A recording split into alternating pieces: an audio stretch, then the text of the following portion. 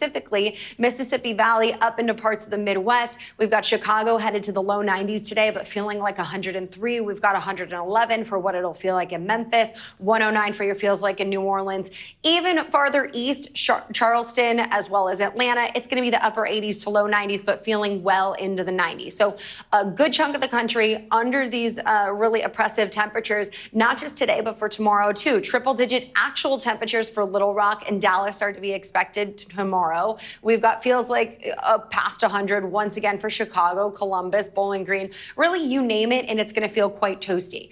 If you're looking for some relief, unfortunately, we're not going to get that into the picture here, at least in the short term. We instead will see the core of that heat kind of centered over parts of the Northeast as we get into the end of our work week and then into the weekend for some across parts of the Mid-Atlantic. Notice Raleigh expected to hit 98 degrees on Saturday. That means that, of course, we're looking at dangerous conditions for a lot of folks. Major impacts as far as health-related impacts are concerned, from anywhere from Minneapolis down to New Orleans, Jackson included in this. This is one of those days that you're going to want to check on your neighbors, make sure that the elderly, the kids are all taking care of the pets as well. Something that will go a long way. On top of that, have a way to get some of those alerts when it comes to severe risk. If you live from Nebraska to Michigan, that's where we'll see some of those thunderstorms igniting into the afternoon hours. So Minneapolis, it's not just hot for you guys there, but you're also going to see the potential for some strong wind gusts as well as hail. Tornadoes on the low end for that risk, but still it'll be possible. And again, Nebraska to the upper peninsula of Michigan will be possible. Tomorrow, we'll see some of those thunderstorms centered towards the Great Lakes, and the flood risk, guys, will get back into the picture from Illinois to Kansas. We've got it all going on. If you're looking for quiet weather, you got to go out west. Oof. All right, Angie, thank you so much. The state is represented by Mr. Thompson, Ms. Jennings, Mr. Hurwitz, Mr. Nye, and Ms. Allen. This is the time set for sentencing in this case. The defendant previously entered a plea of guilty to 4 counts of first-degree murder and 1 count of felony burglary. In exchange, the parties stipulated to recommend a sentence consisting of, on burglary, 10 years fixed, on each of the 4 counts of first-degree murder, life fixed. The parties waived pre-sentence investigation. To my understanding, neither party submitted a sentencing memorandum. Part of that deal, Kohberger cannot appeal his sentence, which both sides previously agreed he should be serving 4 consecutive life sentences. It's set to be a powerful, it's set to be an emotional day there in court. We expect to hear multiple victim impact statements from some of the families today. And Bryan Kohberger himself will also be given the opportunity to speak here. We are joined this morning by NBC's Gotti Shorts and defense attorney Misty Maris, who has both been following this case very closely. Gotti, I want to start with you about what we know will happen there today in court. Set the scene for us. Yeah, Laura, this is just going to be such a difficult day for the families of the victims. They have to sit in that same courtroom as the man who killed their loved ones while they slept in their beds. But this will be their chance to address him directly and tell the court about the impact that these killings have had on all of their lives. We know at least one family, the family of Kaylee Gonzalez, sees today as a day to try to reclaim some of the power in all this. They have been very vocal about their opposition to that plea deal that Bryan Kohberger agreed to at the beginning of the month. That plea deal came as somewhat of a surprise to the families, to the community as a whole. As you mentioned, Kohberger agreeing to plead guilty to murdering Madison Mogen, Ethan Chapin, Zana Kernodle, and Kaylee Gonzalez, and then waiving his right to appeal in exchange for the death penalty being taken off the table. Now, some other families have expressed their support for the plea deal. They say it's a better alternative to the years and years of possibly decades of court battles and appeals that would follow a case like this. We are also expecting to hear from prosecutors, possibly investigators after the proceedings, who may give a detailed run-through of the entire investigation from the courthouse steps, possibly without any restrictions or gag order. But the big question is whether we're going to hear from Kohberger himself. At this point, all we have seen is this collected intensity from him in his court appearances. He gives one-word answers, yes, no, we heard guilty, but we still have no motive why he killed those college students on King Road in the middle of the night. But again, a lot yet to be seen here. Laura? All right, Gotti, stand by. I want to dip in here and listen a little bit to what's going on inside that courtroom. I was roommates with Maddie, Kaylee, Xana, and Ethan. I not only lost some of my best friends, but I also lost a sister. Never in a million years would I have thought that something like this would have happened to my closest friends. I thought that we were going to wake up and go upstairs, see them and tell them how they had scared us and that they were going to tease us about how we are constantly scaredy cats. I make jokes about it as we would go to Taco Bell like always. But sadly, that is not what happened and what turned out to be my worst nightmare.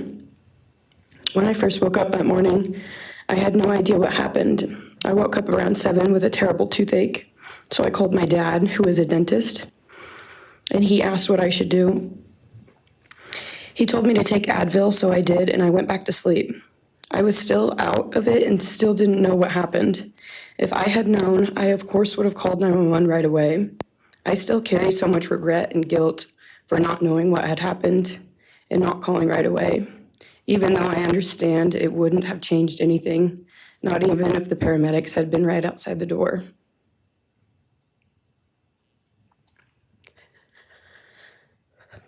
I was so frantic that morning and scared to death, not knowing what had happened.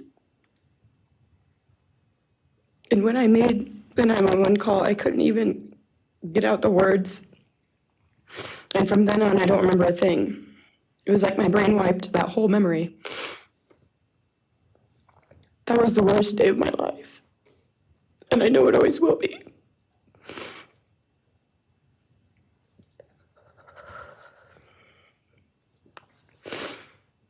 While I was still in shock, trying to process the fact that my friends were truly gone, I had been attacked by the public.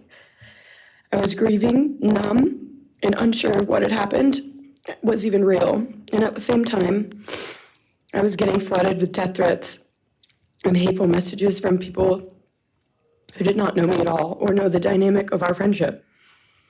Social media made it so much worse, and strangers made up stories to entertain themselves. The media harassed not just me, but also my family. People showed up at our house. They called my phone, my parents' phones, other family members' phones, and we were chased while I was still trying to survive emotionally and grieve the loss of my friends. I hated and still hate that they are gone, but for some reason, I am still here and I got to live. I still think about this every day. Why me? Why did I get to live and not them? For the longest time, I could not even look at their families without feeling sick with guilt. I did not know what to say or what to do. I was terrified that my presence just made their pain worse. And I was still here when their kid, their siblings and their friends, their loved ones should have been here instead. After everything happened, I was afraid to go into my own backyard or alone in my house. I was scared that the person who did this would come for me next. I was always scared that the media would try to catch me at any moment of any day. Even when I was just walking around my house, I made my parents close all the blinds during the day so no one could see me even in the slightest chance. I barely left the house, and when I did, I made sure I was never alone. I slept in my parents' room for almost a year. I made them double lock every door, set an alarm, and still check everywhere in the room just in case someone was hiding. And I still check my room every night before, and I double lock it. I have not slept through a single night since this happened. I constantly wake up in panics, terrified. Someone is breaking in, or someone is here to hurt me, or I'm about to lose someone else that I love. The fear never really leaves. For a long time, I could barely get out of bed, but one day I realized I have to live for them. They did not get the chance to keep living, but I do, and I will not take that for granted. So now every day I remind myself to live for them, and everything I do it with them in mind. I am still scared to go out in public, but I force myself to do things because I know that they would want me to keep living my life to the fullest. I am beyond blessed to still be here, and I refuse to take that for granted when I did not get a chance. Our house was not just a house, it was a home. It was where we laughed till we couldn't breathe, make meals, did crafts, binge watch reality shows, played games, and spent lazy days on the couch. It was movie nights, wine nights, morning debriefs, pranks, hot chocolate, cookies, and warmth. I will cherish those memories forever, and I will not let what happened erase how special our home was or how much those memories meant to me.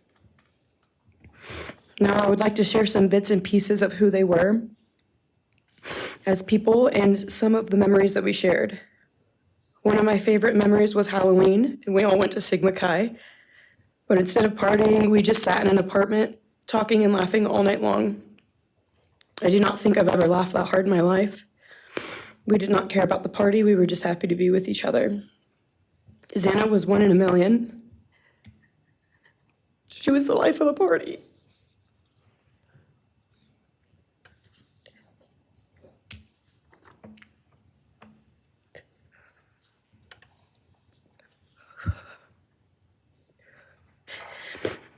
But she was also the kindest and funniest person I knew.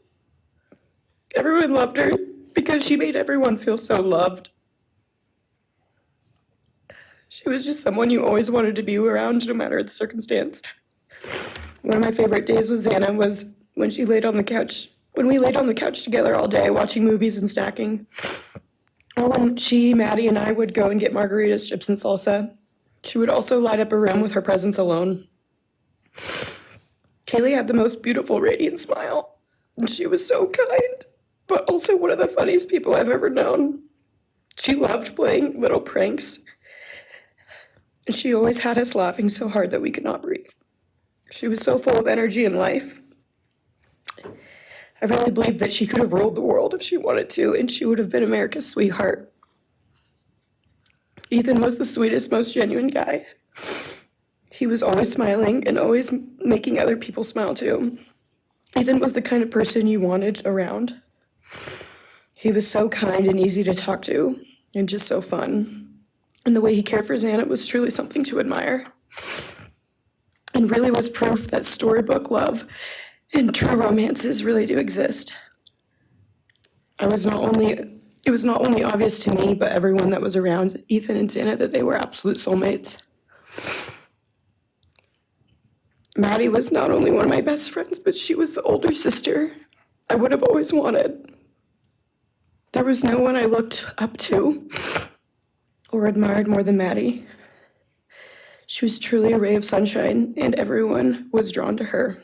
She was so kind, loving, funny, fun, and passionate.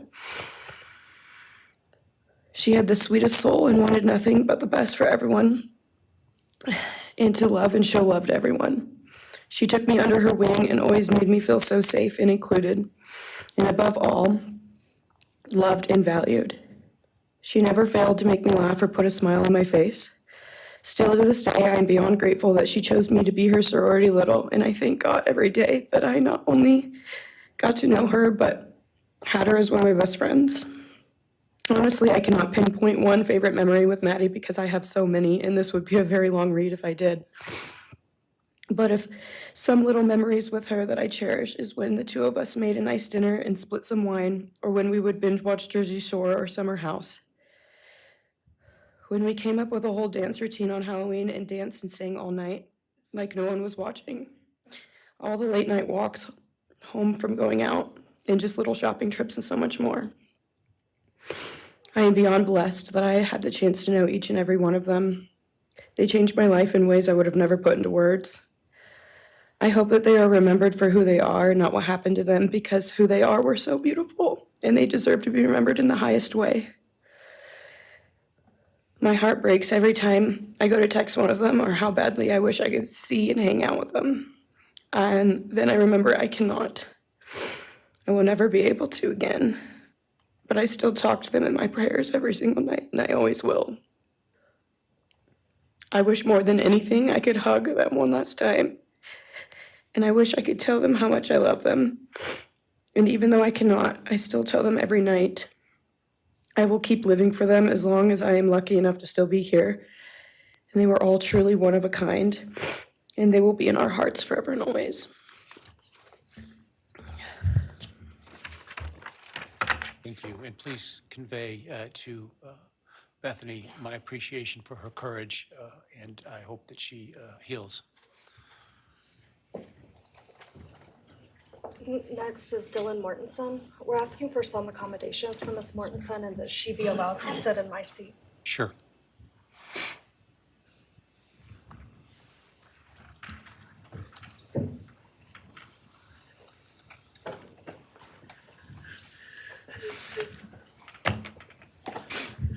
Dylan, just take your time, all right?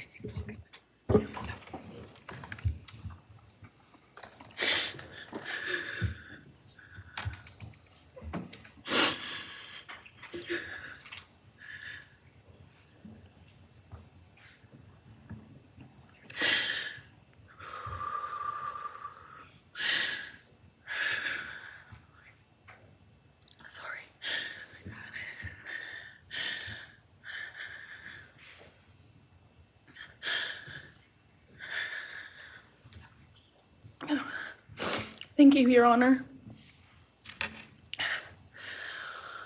What happened that night changed everything. Because of him, 4 beautiful, genuine, compassionate people were taken from this world for no reason.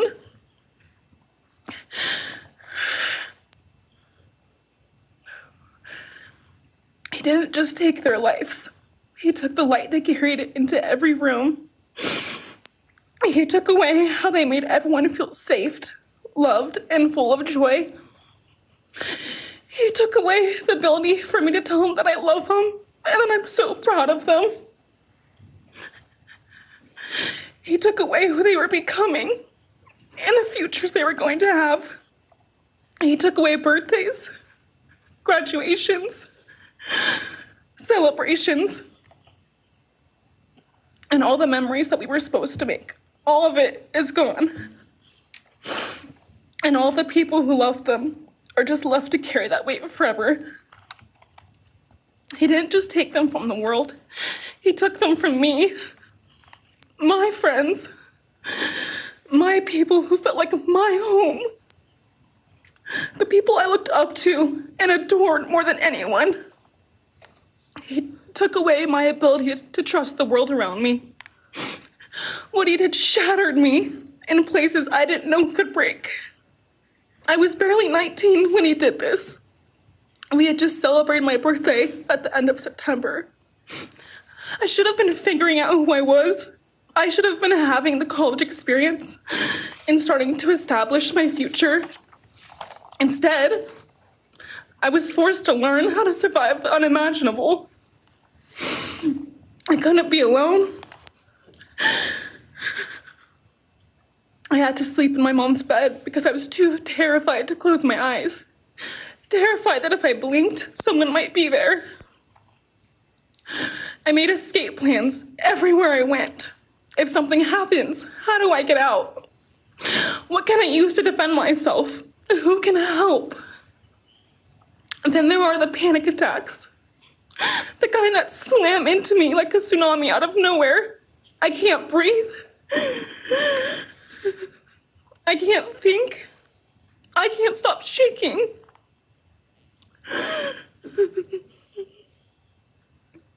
All I can do is scream because the emotional pain and the grief is too much to handle. My chest feels like it's caving in. Sometimes I drop to the floor with my heart racing, convinced something is very wrong. It's far beyond anxiety. It's my body reliving everything over and over again. My nervous system never got the message that it is over, and it won't let me forget what he did to them. People call me strong. They say I'm a survivor, but they don't see what my new reality looks like.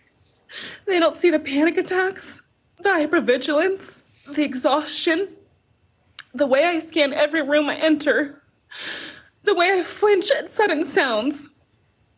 They don't know how heavy it is to carry so much pain and still be expected to keep going, and that's because of him.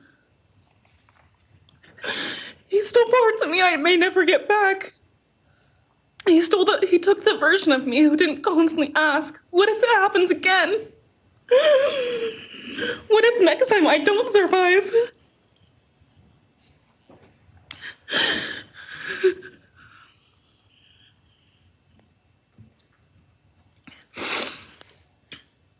He may have shattered parts of me, but I'm still putting myself back together. Piece by piece, I'm learning how to live in this new version of life. It is not easy. It hurts, but I'm still trying. Still trying, and I'm not trying just for me. I'm trying for them, my friends. About a year ago, I had a dream about them. I got to say goodbye. I told them I won't be able to see you again, so I need to tell you goodbye. They all kept asking why, and all I could say was, I can't tell you, but I have to. When I woke up, I felt shattered and heartbroken, but also strangely grateful. Like maybe in some way that dream gave us the goodbye we never got. Still, no dream can replace them, and no goodbye will ever feel finished. He is a hollow vessel, something less than human. A body without empathy, without remorse. He chose destruction. He chose evil. He feels nothing. He tried to take everything from me. My friends, my safety, my identity, my future. He took their lives, but I will continue trying to be like them, to make them proud.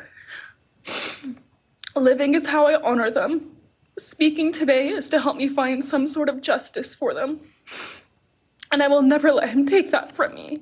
He may have taken so much from me, but he will never get to take my voice. He will never take the memories I had with them. He will never erase the love we shared, the laughs we had, or the way they made me feel seen and whole. Those things are mine. They are sacred, and he will never touch them.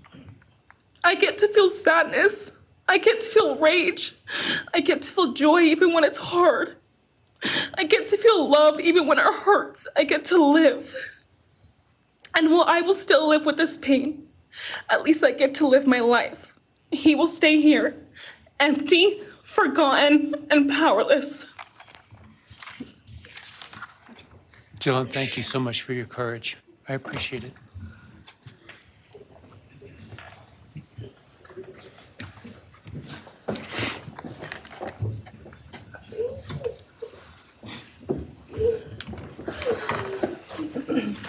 Next, we have members from the Madison Mogan family.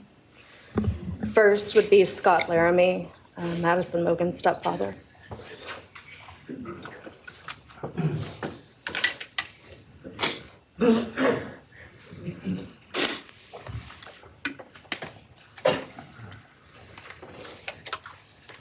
Standing by him is Karen Laramie, Madison's mother.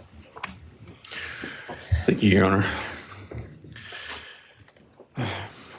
My name is Scott Laramie. I'm Maddie Mogan's stepfather and the husband of Maddie's mother, Karen Laramie. I will read this victim impact statement on behalf of Karen and myself. Maddie was our gift of life, our purpose, and our hope. Maddie quickly became Karen's joy, identity, and purpose in life. I joined Maddie's life when she was 2.5 years old. The experience transformed me into a life of joy, love, and family. Maddie was bright, beautiful, kind, empathic. She listened carefully to others and was observant, seeing and caring about the hearts and the minds of all she encountered. She loved music and music festivals. She had a wonderful sense of humor. She excelled in school. She was an easy child to raise, almost never requiring discipline, and almost always giving us parental joy. One time Karen remembers disciplining Maddie as a little girl. Maddie responded, "You broke my heart," which of course melted ours. She had a keen wit, even at that young age. As she transitioned into teenage years, she prioritized us and extended family over many of the distractions that capture teenagers. She showered us with her presence and love at family events, barbecues, picnics, birthdays, holidays, and others. She spent countless hours with her papa, her Uncle David, Aunt Nadine, and her other close family and friends.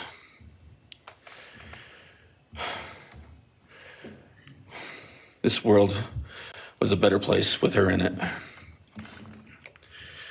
As she reached adulthood, Maddie applied her studies to be a marketing professional, entering into an internship at Payne West, and started planning her professional future.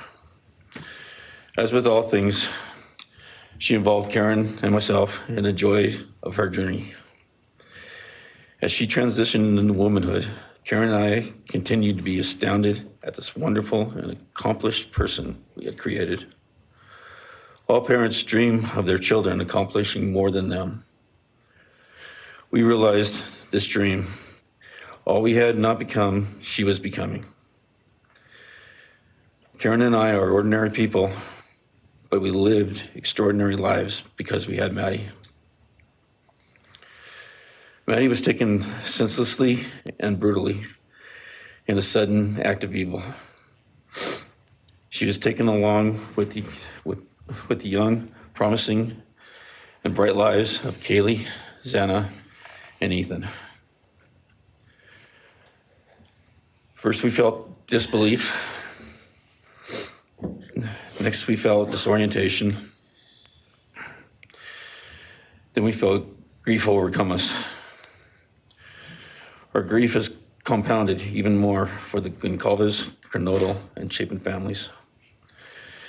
We speak of hope and healing, and we do have hope and some healing. But the vast emotional wound will never fully heal. Since Maddie's loss, there's emptiness in our hearts, home, and family, an endless void. After losing her mother in a car crash, Karen took years to grieve and recover. The feeling that her life with Maddie and A was perfect helped her to start to heal. Now, this is no longer perfect. After Maddie's loss, Karen felt like she was spinning out, emotionally collapsing into anxiety and depression. She sometimes asks, how am I supposed to go on when I've lost my favorite person in the world? I felt the same, and we continue to struggle. The loss of Maddie has impacted so many beyond our family. Her second family is her sorority sisters who grieve alongside us. She has so many close friends who suffer from her loss. We will continue to be, her loss will continue to be felt by the Vandal community, including Vandal Solutions on campus, where she volunteered her time for others.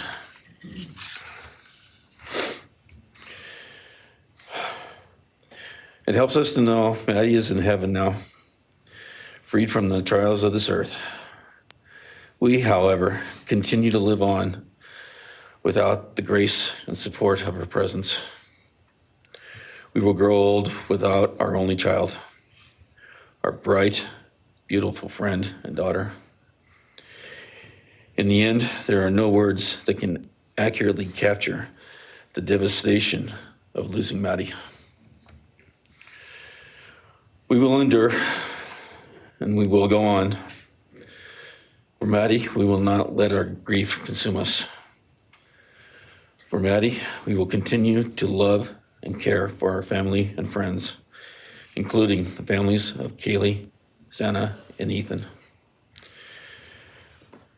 We will remain united with them. We can only hope that others out there suffering similar losses can look to us and see that we can overcome hatred, darkness, and evil. We know the law allows us to comment on the defendant and his sentence. As for his sentence, we support the plea agreement.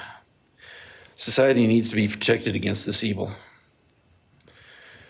As for the defendant, we will not waste words, nor will we fall into hatred and bitterness. Evil has many faces, and we now know this, but evil does not deserve our time and attention. We are done being victims. We are taking back our lives. We will turn our time, talents, and attention to hope, healing, and helping others, and to the future. We invite all those who have suffered with us on this to join us in our journey. We can make this world a better place. We can move on from tragedy. Adversity will visit us, evil will visit us, but we will overcome. We can and will endure. Karen and I express our gratitude to Your Honor and to the prosecution team for allowing us the opportunity to make this statement. Thank you. Thank you so much for your courage, and I am so sorry for your loss. God bless you. Your Honor.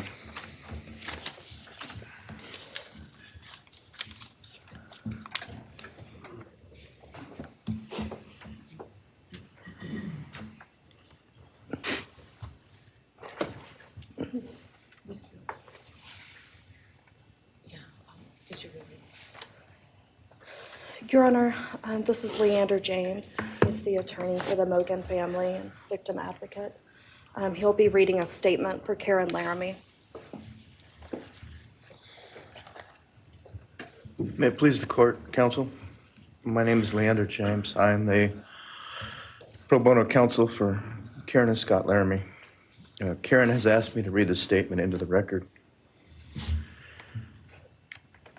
I thank my husband, Scott, for his statement, his courage, and his unending love and support during this dark time.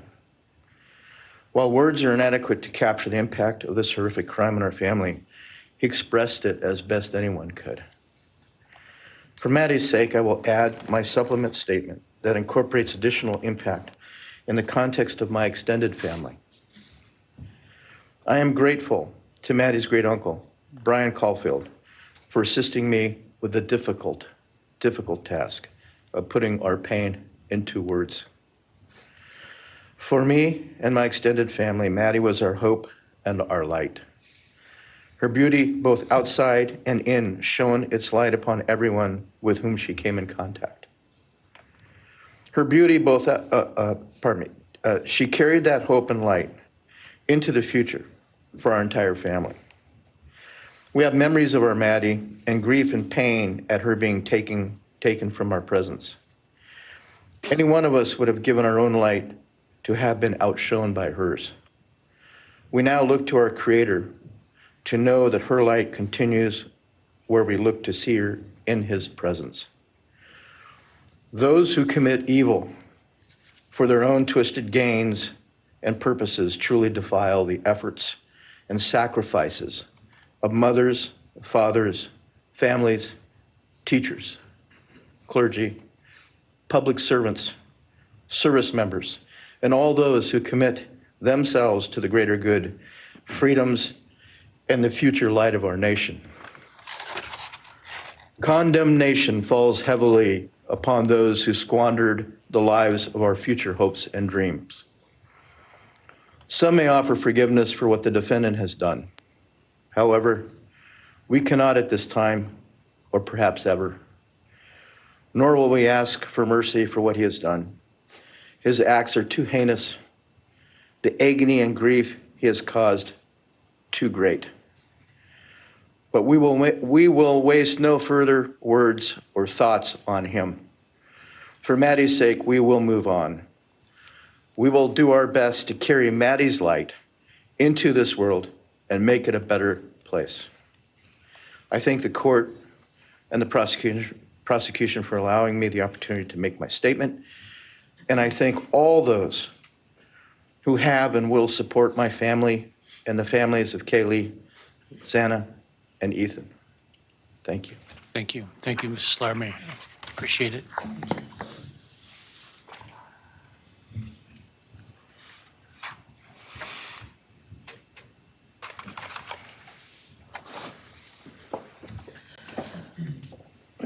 Next is Ben Mogan, the father of Maddie Mogan. Yes, of course. Actually, Your Honor, it'll be Kim Cheeley, the grandmother of Maddie Mogan.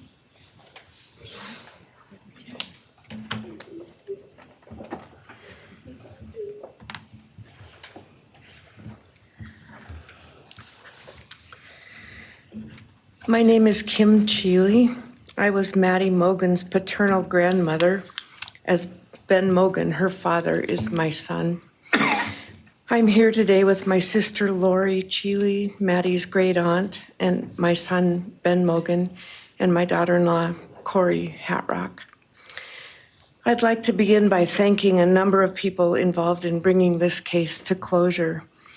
In my daughter's words, the plea deal the prosecution team reached this month is one that punishes the perpetrator of this horrendous crime, protects the public from further harm, and allows all of us who knew and loved these kids the time to grieve without the anxiety of the long and gruesome trial, the years of appeals, and potential for mistrials along the way.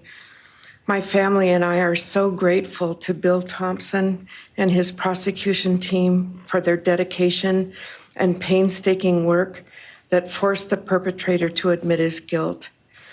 We want to thank the Idaho State Police, the Moscow Police Department, the FBI, and Judge Hippler. We'd also like to thank the University of Idaho officials who have treated the families of the victims with such dignity and kindness, and who have honored the 4 victims beautifully. Maddie was my first grandchild, so when she was born, all her grandparents had the distinct pleasure of deciding what we'd like to be called. I chose Nana, pretty original. But when Maddie was about 1.5 years old, her papa, Ben's dad, and I were planning to visit the new little family in Oregon.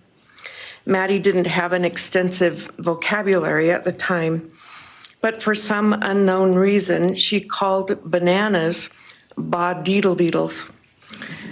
When Karen and Ben told her Nana was coming to visit, she figured, I say deedle-deedle for that word. So I became deedle-deedle, shortened to Deedle when she was about 6 or 7, and I was Deedle all her life. I don't think her stepdad, Scotty, ever knew my given name was Kim. Maddie's and my birthdays were 1 day apart, and a couple years before she was killed, she gave me this necklace with Deedle and Maddie engraved on it, and I added an angel wing, and it's one of my treasured possessions. I also got an angel wing tattoo, never thought I'd see the day, but along with many members of our family, replicating the one that Maddie and her sorority sisters had. I wanted mine where I could see and touch it often. From preschool through grade school, I stopped teaching piano lessons early on Wednesdays and picked Maddie up for bubble baths, brownies, and books. It was our special time together. And she went home those nights in her jammies with a pan of warm brownies for her family. Although Karen and Scotty raised Maddie and did such a lovely job of parenting, we Mogans were lucky to have her for holidays and many other family gatherings. We'll always have our treasured memories of Maddie growing up in our big, extended, cooperative family. And I thank Karen and Scotty Laramie for being so generous and open and sharing Maddie with her Mogan side of the family. When the 4 kids were murdered, the foundation fell out of our world. Initially, the fear was truly debilitating. The first 6 weeks were excruciating. Despite the vigils, memorials, candlelight gatherings of students, friends, family, community members. After the arrest, in the past 2.5 years, my family has lived with grief, with the effects of traumatic grief, of which I was blissfully unaware before all of this. I now have a stack of books on grief. I've attended grief classes at hospice. I've tried EMDR, a technique that helps replace disturbing visions with something more comforting.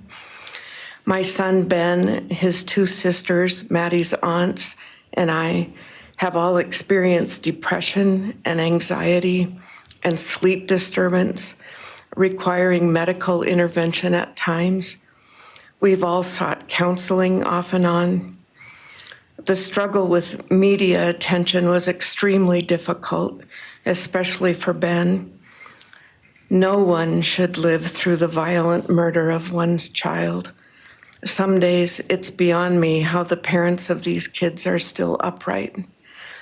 I'm thankful for the strong families and communities that are supporting the survivors. At the time, I could think of only 2 blessings surrounding the horrific murders. One was that Ben was living with my partner Tom and me at the time, and that we could support each other emotionally through it all. Sadly, Tom died a year ago of a rare brain cancer, and he won't be here to see justice served. He was our family's rock, and we all miss him every day. A second blessing is that my mother died of COVID several months before the kids were killed, and she didn't have to live through the horror. It was difficult to identify blessings. So we've all lost our dear child and a future with her. I ache for the loss of the dreams that she and her true love, Jake, held. And my heart goes out to Karen and Scotty and your side of Maddie's family. You've had more than your share of loss. My heart aches for the kids' roommates and the families of the other victims, and also the family of the perpetrator.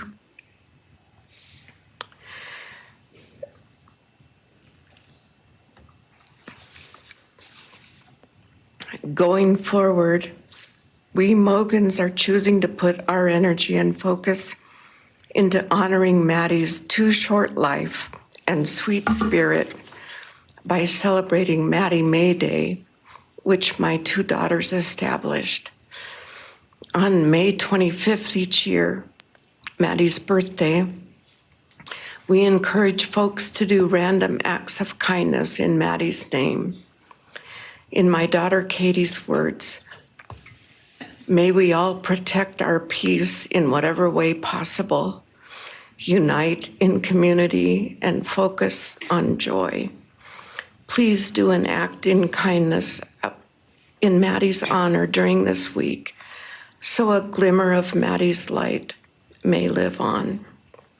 Thank you. Thank you, Lynn. I appreciate your courage and bless you and your family. Thank you.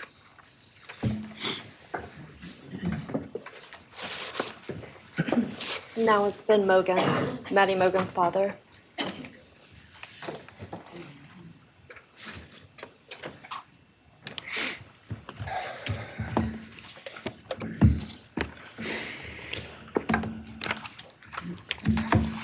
I'm Benjamin Mogan. I'm Maddie's dad. And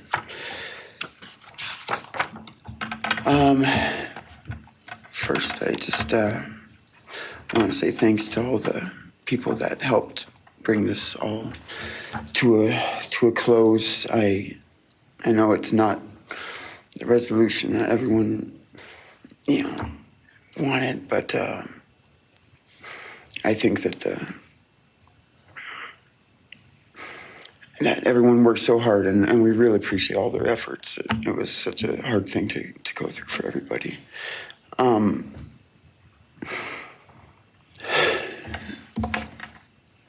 Maddie was my only child that I ever had. She's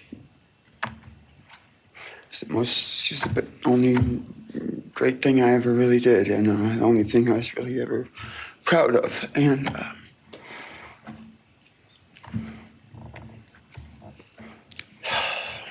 I thought we would have the rest of our lives together to be together and to know each other, and I took for granted the times, she was in college, and I thought, oh, well, we'll have the rest of our lives to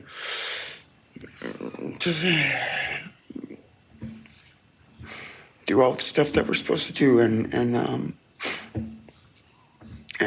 she was just about done. She actually earned all of her credits for her college degree, and Karen and Scotty and I got to go and get her diploma that she actually earned, and she served every bit of that. And but I thought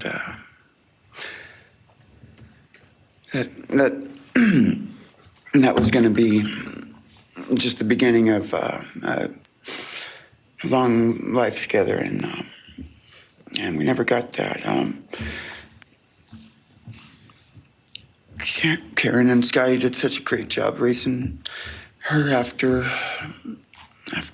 Karen and I split up, and I'm so thankful for Scotty and the role that he played in her life when I wasn't able to.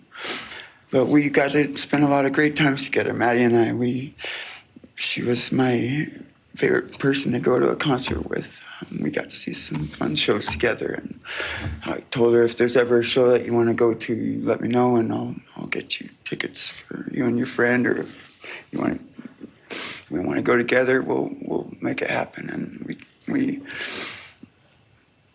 my favorite memory with her was when the Mac Miller show sold out here in Spokane, and everyone wanted tickets, no one could get them, and on the last day before the show, they did a radio thing, and I got 4 meet and greet tickets for Maddie and her friends and me to go and see the show, and that was her favorite artist at the time, was Mac Miller, and he's gone now too, and my little cousin Zach drove us all there that night, and he's gone too, tragically, and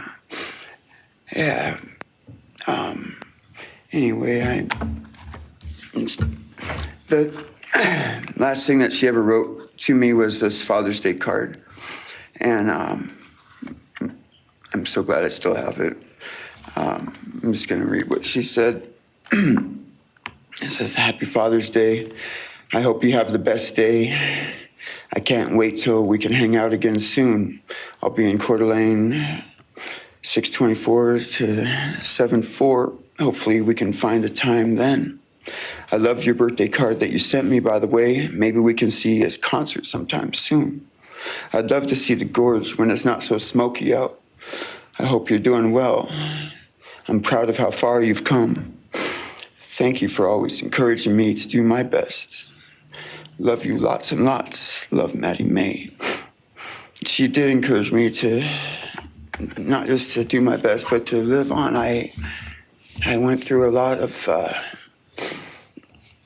issues with addiction and with substance abuse, and when I wasn't wanting to live anymore, she was what would keep me from just not caring anymore. And knowing that she was out there and that she was just such a beautiful person kept me alive a lot of rough moments. And I'm so glad that she was able to meet Jake. He was the only one that actually ever got to take her to the gorge. They went and saw Watershed together, and yeah, they had a heck of a time. I'm glad she got to. That's a really special place for me, and she always wanted to work out there with me in the summer sometime. She never got to, but at least she got to see it once with Jake. He was such a great guy. He is such a great guy. And I really wanted to see what a future with them would have looked like. I'll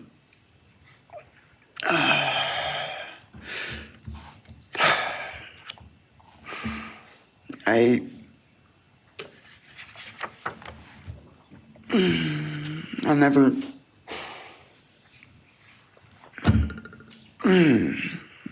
be able to replace her. I wrote a bunch of stuff. I just don't know what to say right now. I just miss her so much, and I just love her more than anything. And it shouldn't have happened. And a death sentence is one thing. You know when it's going to happen, and it's going to be all gentle and stuff. But life without parole, with a building full of people that all just want you to not be around anymore, and winking at every morning, not knowing if that's the day they're going to pull your card. I mean, it's not a very nice sentence either. So, I don't know. I just love you, Maddie, and I wish you were still here. Thank you so much.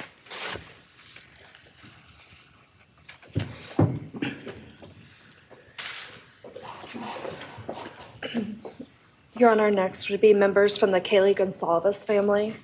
First will be her father, Steve Gonsalves.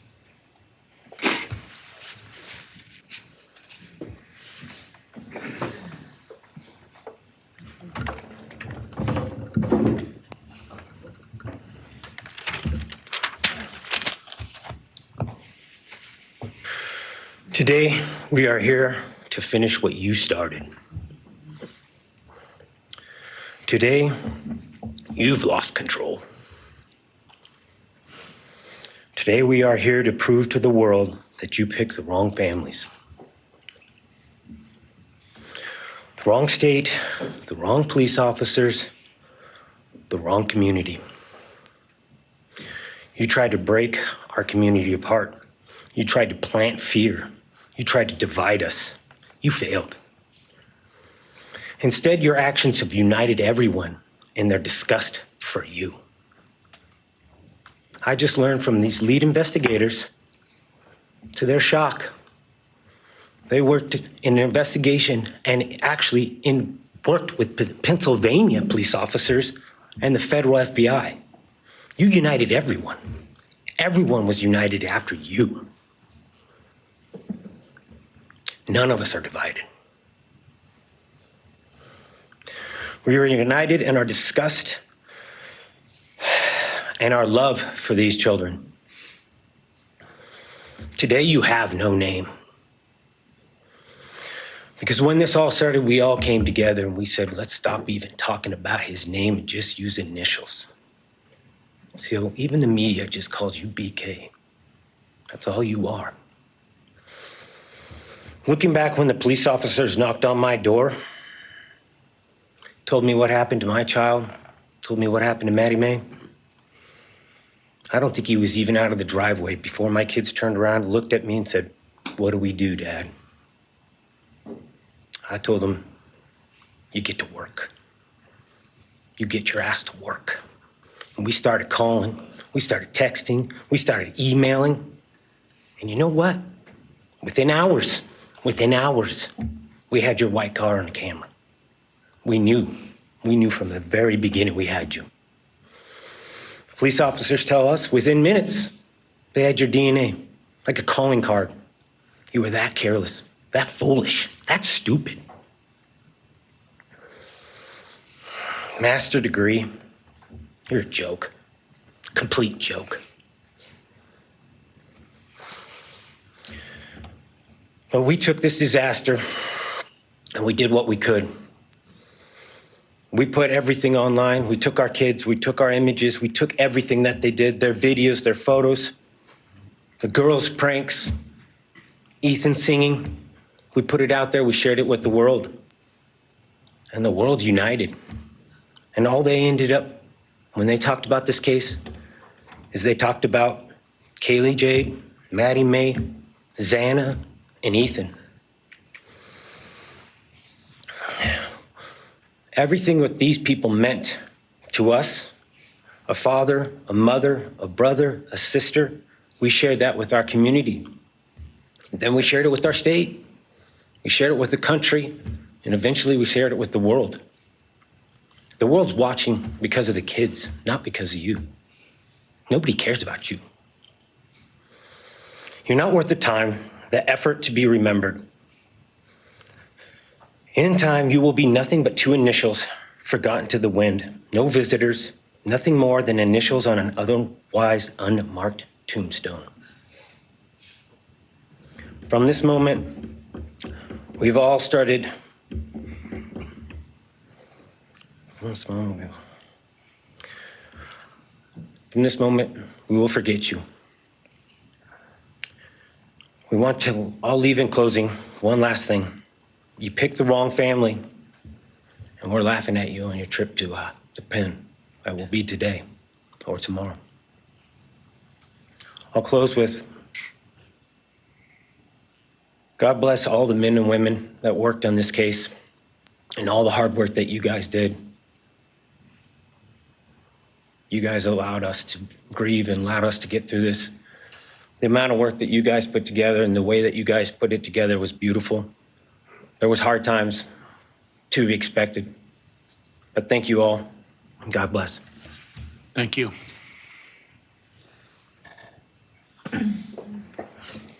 Your Honor, next is Stephen Gonzalez, Kaylee's brother.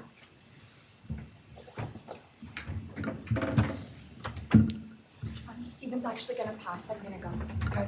Olivia Gonzalez, Kaylee's sister. Hello, I'd like to start by thanking the court for allowing me the time and opportunity to speak today. My name is Olivia, and I'm the big sister of Kaylee Gonzalez, and I was blessed to love Madison Mogen as a sister too. I'm not here today to speak in grief. I'm here to speak in truth. Because the truth is, my sister Kaylee and her best friend Maddie were not yours to take. They were not yours to study, to stalk, or to silence. They were two pieces of a whole, the perfect yin and yang. They are everything that you could never be. Loved, accepted, vibrant, accomplished, brave, and powerful. Because the truth about Kaylee and Maddie is they would have been kind to you. If you had approached them in their everyday lives, they would have given you directions, thanked you for the compliment, or awkwardly giggled to make your own words less uncomfortable for you. In a world that rejected you, they would have shown mercy. Because the truth is, I'm angry. Every day I'm angry. I'm left shouting at the inside of my own head everything I wish I could say to you. The truth about me is when I heard the news, I didn't cry. I listened for them. I promised them I would, that I would fight for them, that I would show up no matter what it cost me. I swore I'd never let them feel alone. Because you see, I've always been their heavyweight. I've always been the one to fight the battles they didn't feel ready to fight themselves. All it ever took was a call, and they knew I would handle it for them, no matter the time, no matter the cost. They could wave their white flag because they knew I would never back down, not for them, and not even death could change that. Somewhere along the line, I started to think about what I would say to them if I was given just one last chance. If I could gather enough heartbreak or love or sacrifice or whatever it took to get just one message across, what would I say? Throughout this entire process, I've written my feelings down at every moment, my wishes, my love, my denial, my anger. And as one final act of love, I'd planned to read these thoughts, even jarring and discombobulating and not even making sense. Because for me, that was true love. As bare and as naked as it could be, not laced in pretty words or dressed for the occasion, but written through bleary eyes at 2 a.m. with clenched fists, angry at this reality. My true final act of love was to continue on without them, for them. That dream to read aloud my love to them, to bring meaning through pain, was the latest blow in realizing you don't deserve it. And Kaylee and Maddie don't need it. Kaylee and Maddie have always known my love, and they would never ask me to prove it by further victimizing myself to a defendant who has shown no guilt, no remorse, no apprehension. They would say to me, "Why would you give the satisfaction of showing vulnerability now? You promised you would never back down." And for that clarity, I'm thankful. I won't stand here and give you what you want. I won't offer you tears. I won't offer you trembling.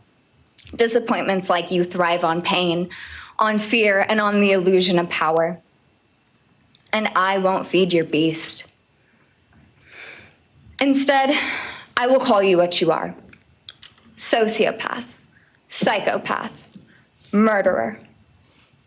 I will ask the questions that reverberate violently in my own head, so loudly that I can't think straight most any day. Some of these might be familiar, so sit up straight when I talk to you. How was your life right before you murdered my sisters? Did you prepare for the crime before leaving your apartment? Please detail what you were thinking and feeling at this time. Why did you choose my sisters? Before making your move, did you approach my sisters? Detail what you were thinking and feeling. Before leaving their home, is there anything else you did? How does it feel to know the only thing you failed more miserably at than being a murderer is trying to be a rapper? Did you recently start shaving or manually pulling out your eyebrows? Why November 13th? Did you truly think your Amazon purchase was untraceable because you used a gift card? How do you find it enjoyable to stargaze with such a severe case of visual snow? Where is the murder weapon, the clothes you wore that night? What did you bring into the house with you? What was the second weapon you used on Kaylee? What were Kaylee's last words? Please describe in detail the level of anxiety you must have felt when you heard the Bearcat pull up to your family home on December 30th, 2022. Which do you regret more? Returning to the crime scene 5 hours later, or never, ever going back to Moscow, not even once, after stalking them there for months? If you were really smart, do you think you'd be here right now? What's it like needing this much attention just to feel real? You're terrified of being ordinary, aren't you? Do you feel anything at all? Or are you exactly what you always feared? Nothing. If you're so powerful, then why are you still hiding, defendant? You see, I'm here today as me. But who are you? Let's try to take off your mask and see. You didn't create devastation. You revealed it in yourself. And that darkness you carry, that emptiness, you'll sit with it long after this is over. That is your sentence. And it was written on the wall long before you ever pled guilty. You didn't win. You just exposed yourself as the coward you are. You're a delusional, pathetic, hypochondriac loser who thought you were so much smarter than everybody else. Constantly scolding, turning your nose up to grammar mistakes, nitpicking and criticizing others. You wanted so badly to be different, to be special, to be better, to be deep, to be mysterious. You found yourself thinking you were better than everyone else, and you thought you could figure out the human psyche and see through it, all while tweaked out on heroin. Lurking in the shadows made you feel powerful because no one ever paid you any attention in the light. You thought you were exceptional, all because of a grade on a paper. You thought you were elite because your online IQ test from 2010 told you so. All of that effort just to seem important. It's desperate. There is a name for your condition, though. Your inflated ego just didn't allow you to see it. Wannabe. You act like no one could ever understand your mind, but the truth is you're basic. You're a textbook case of insecurity disguised as control. Your patterns are predictable. Your motives are shallow. You are not profound. You're pathetic. You aren't special or deep, not mysterious or exceptional. Don't ever get it twisted again. No one is scared of you today. No one is intimidated by you. No one is impressed by you. No one thinks that you are important. You orchestrated this like you thought you were God. Now look at you, begging a courtroom for scraps. You spent months preparing, and still all it took was my sister in a sheath. You work so hard to seem dangerous, but real control doesn't have to prove itself. The truth is, the scariest part about you is how painfully average you turned out to be. The truth is, you're as dumb as they come. Stupid, clumsy, slow, sloppy, weak, dirty. Let me be very clear. Don't ever try to convince yourself you mattered just because someone finally said your name out loud. I see through you. You want the truth? Here's the one you'll hate the most. If you hadn't attacked them in their sleep, in the middle of the night, like a pedophile, Kaylee would have kicked your fucking ass. Thank you. Thank you.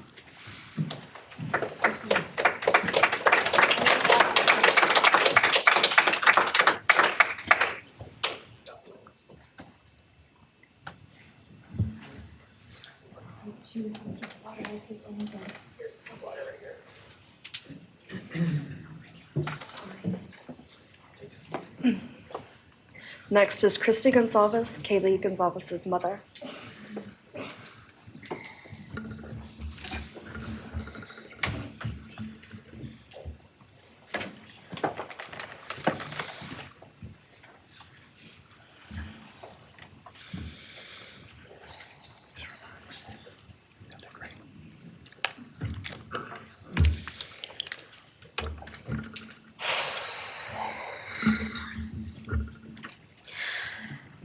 Thank you, Your Honor.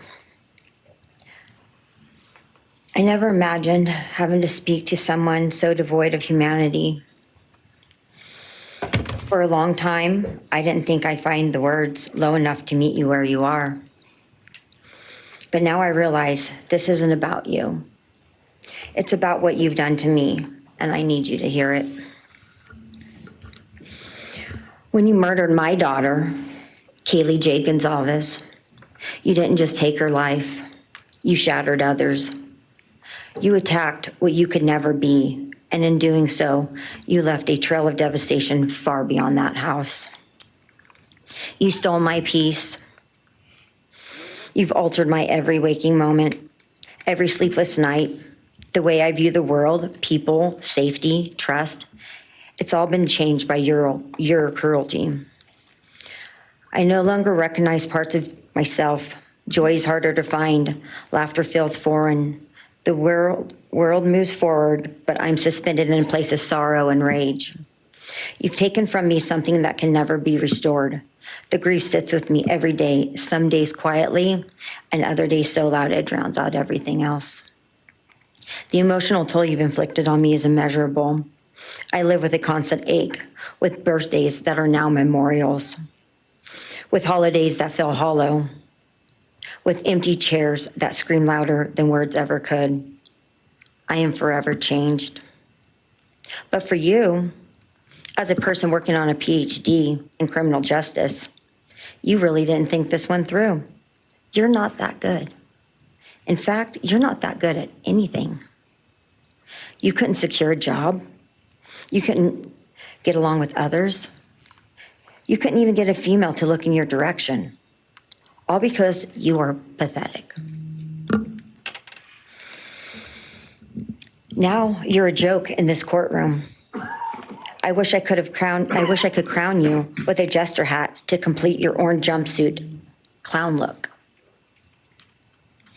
A dead killer doesn't kill again. So while I'm disappointed the firing squad won't get to take their shots at you, I'm confident that the men in prison will have their way with you in more ways than one. You will finally get what you wanted, physical touch. Just probably not how you were expecting it.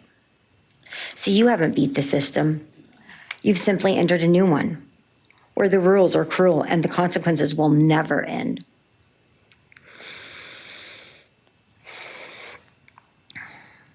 You are entering a place where no one will care who you are and no one will ever respect you. You will be forgotten, discarded, used, and erased. You will always be remembered as a loser, an absolute failure. And when those prison doors slam shut behind you, I hope that sound echoes in your heart for the rest of your meaningless days. I hope it reminds you of what we all already know. You're nothing. May you continue to live your life in misery. You are officially the property of the state of Idaho, where your fellow inmates are anxiously awaiting your arrival. But it's okay, because they're there to help you. Hell will be waiting. Quick message from our youngest daughter. Aubrey wanted to say, you may have received A's in high school and college, but you're going to be getting big D's in prison. Thank you.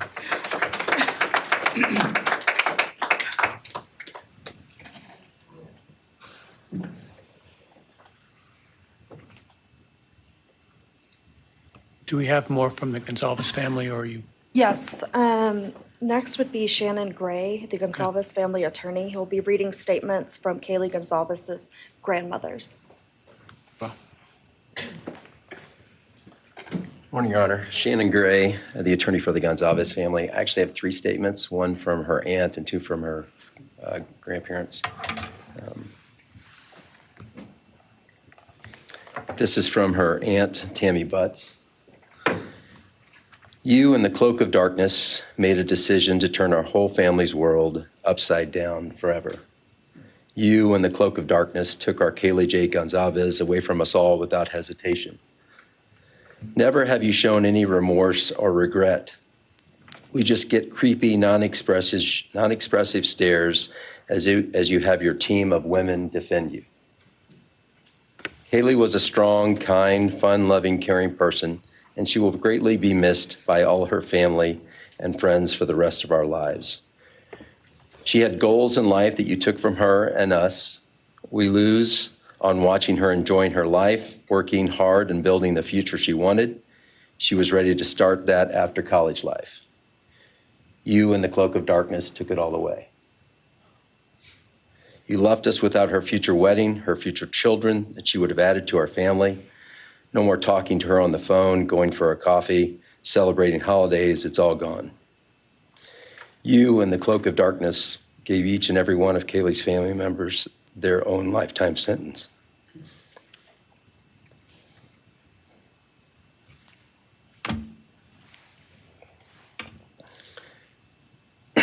You and the cloak of darkness also took our Maddie Mae from all of us.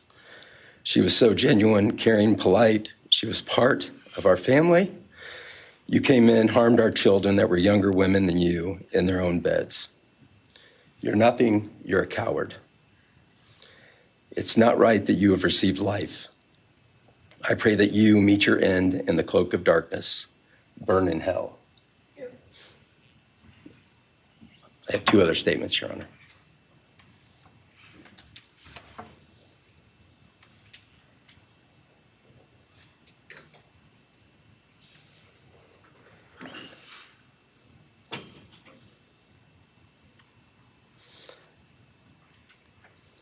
This is Linda Lucan's statement. This is Kaylee's grandmother.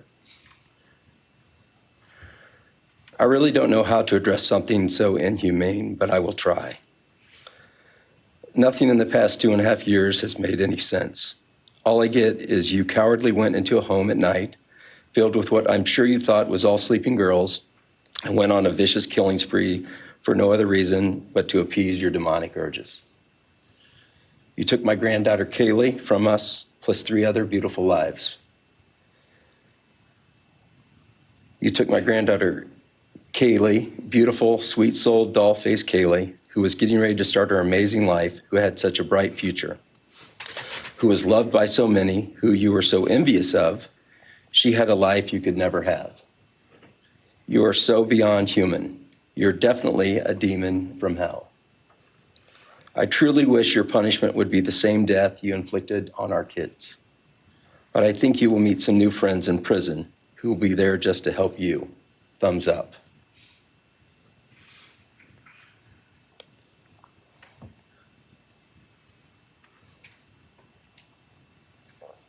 And I have one last statement, Your Honor.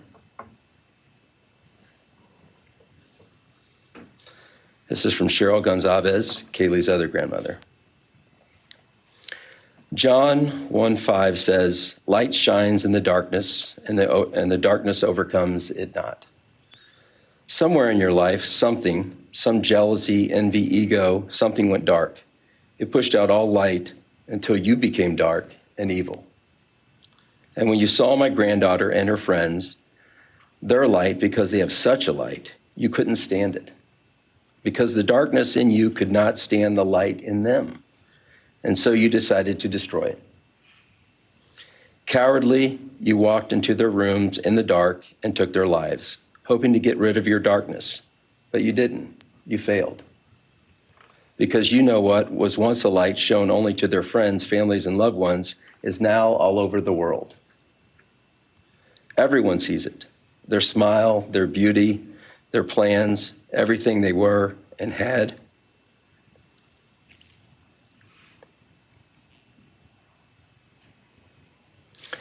And you think you put a close to it, even that, but you didn't.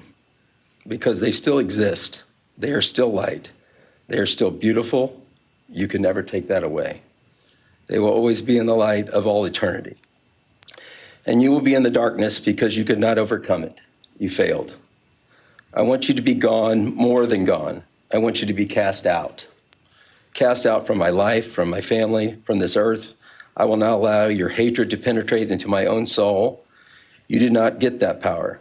You are evil, and in the end, evil is eradicated. You didn't take Kaylee's light, you spread it into the world. Thank you, Your Honor. Thank you. All right. If the are you moving to a different family now? All right, why don't we take a 10-minute recess, all right?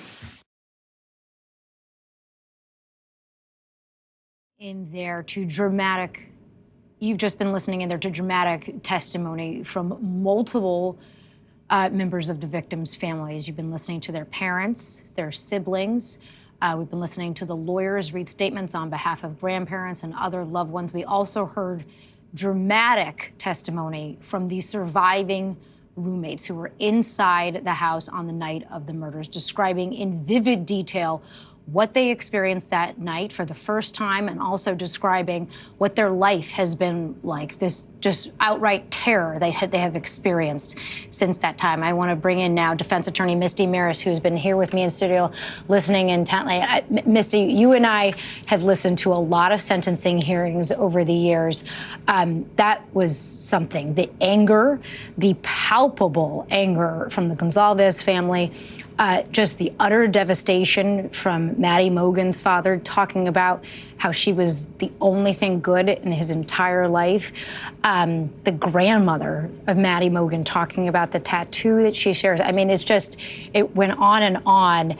And it just the havoc that has been enacted and wreaked on all of these families, you can feel it through the screen. You can absolutely feel it through the screen, and it's not lost on us watching this how heavy that courtroom is, because even watching it just on television and watching this this proceeding and seeing everybody speak that has been deeply, deeply affected by these heinous crimes, you can feel their sadness. You can really feel it. And some of what we heard today really spoke specifically, and I'll put to Maddie's father, just talking about that loss and how heavy that loss was, even going back and reading the last Father's Day card that he wrote to her. I mean, that she wrote to him. I mean, this was really, really an emotional day. Even so much that the judge is actually, according to our team in the courtroom, wiping away tears from his eyes at a certain point. The judge on the bench is that overcome with emotion. Yes, because these family members, they have lost their loved ones in such a horrific and heinous way.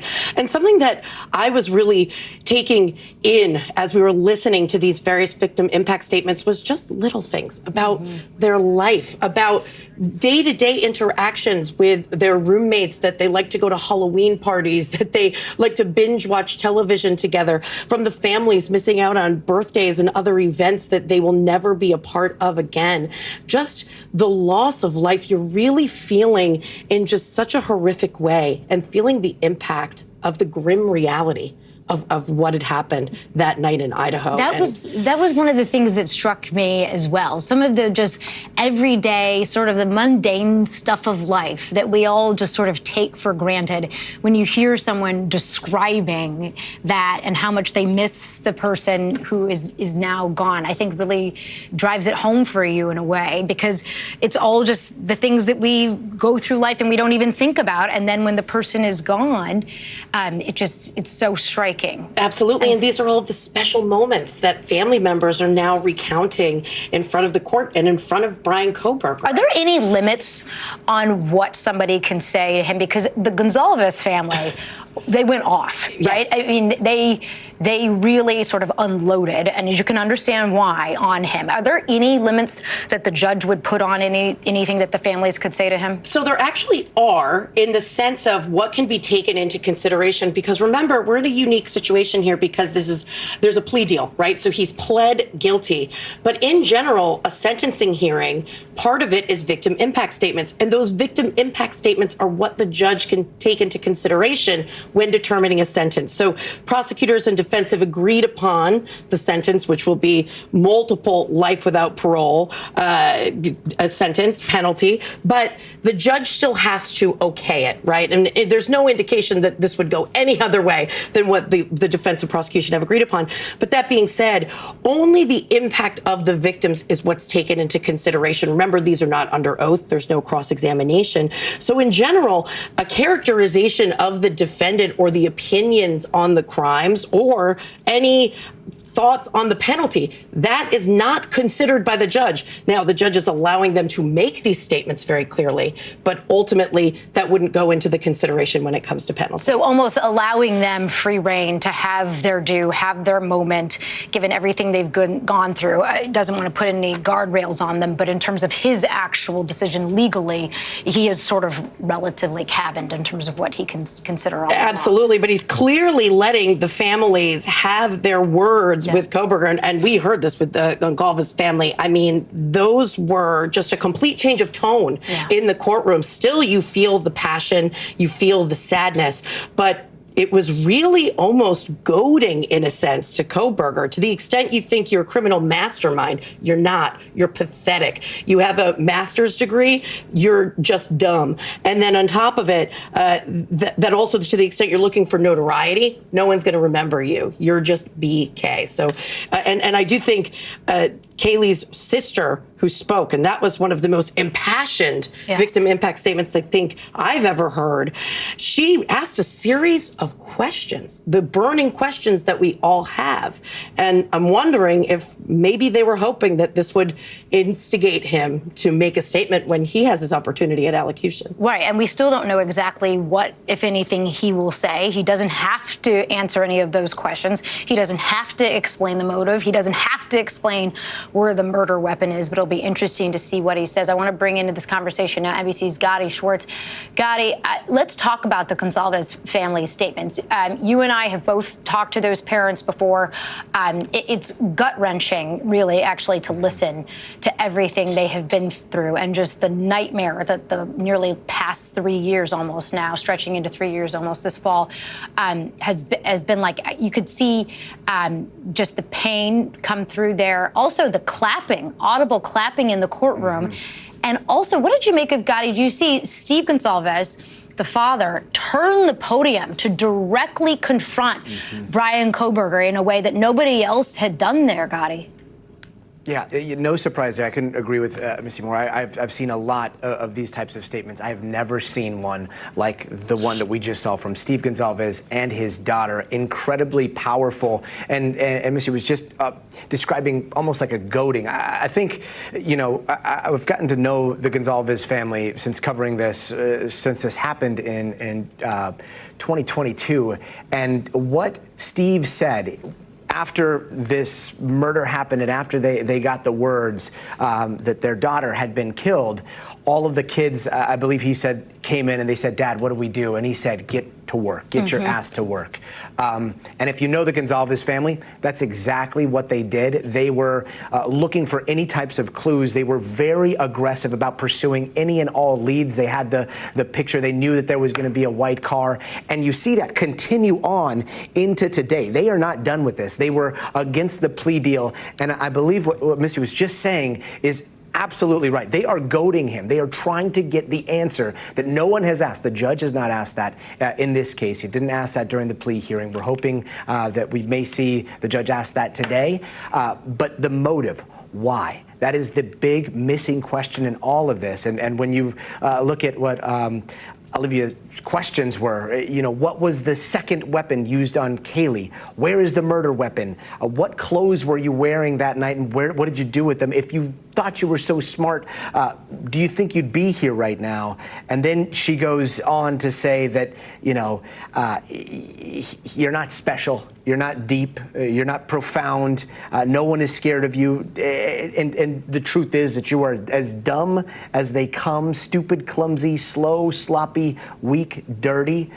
Let me be very clear. Don't ever try to convince yourself you mattered because someone said your name out loud. Very, very powerful statements directly at Kohberger. We did not see any reaction from Kohberger during any of the emotional, gut-wrenching statements that we were hearing earlier. He does have this manner of stoic intensity that we've seen in the past. And, you know, I'm not in that courtroom, but he was watching the Gonzalez family address him directly. Unclear what's going through his mind. Unclear if the judge is going to ask him the big question, why? Why did he go into that house on King Road and kill 4 people, some of them while they were sleeping?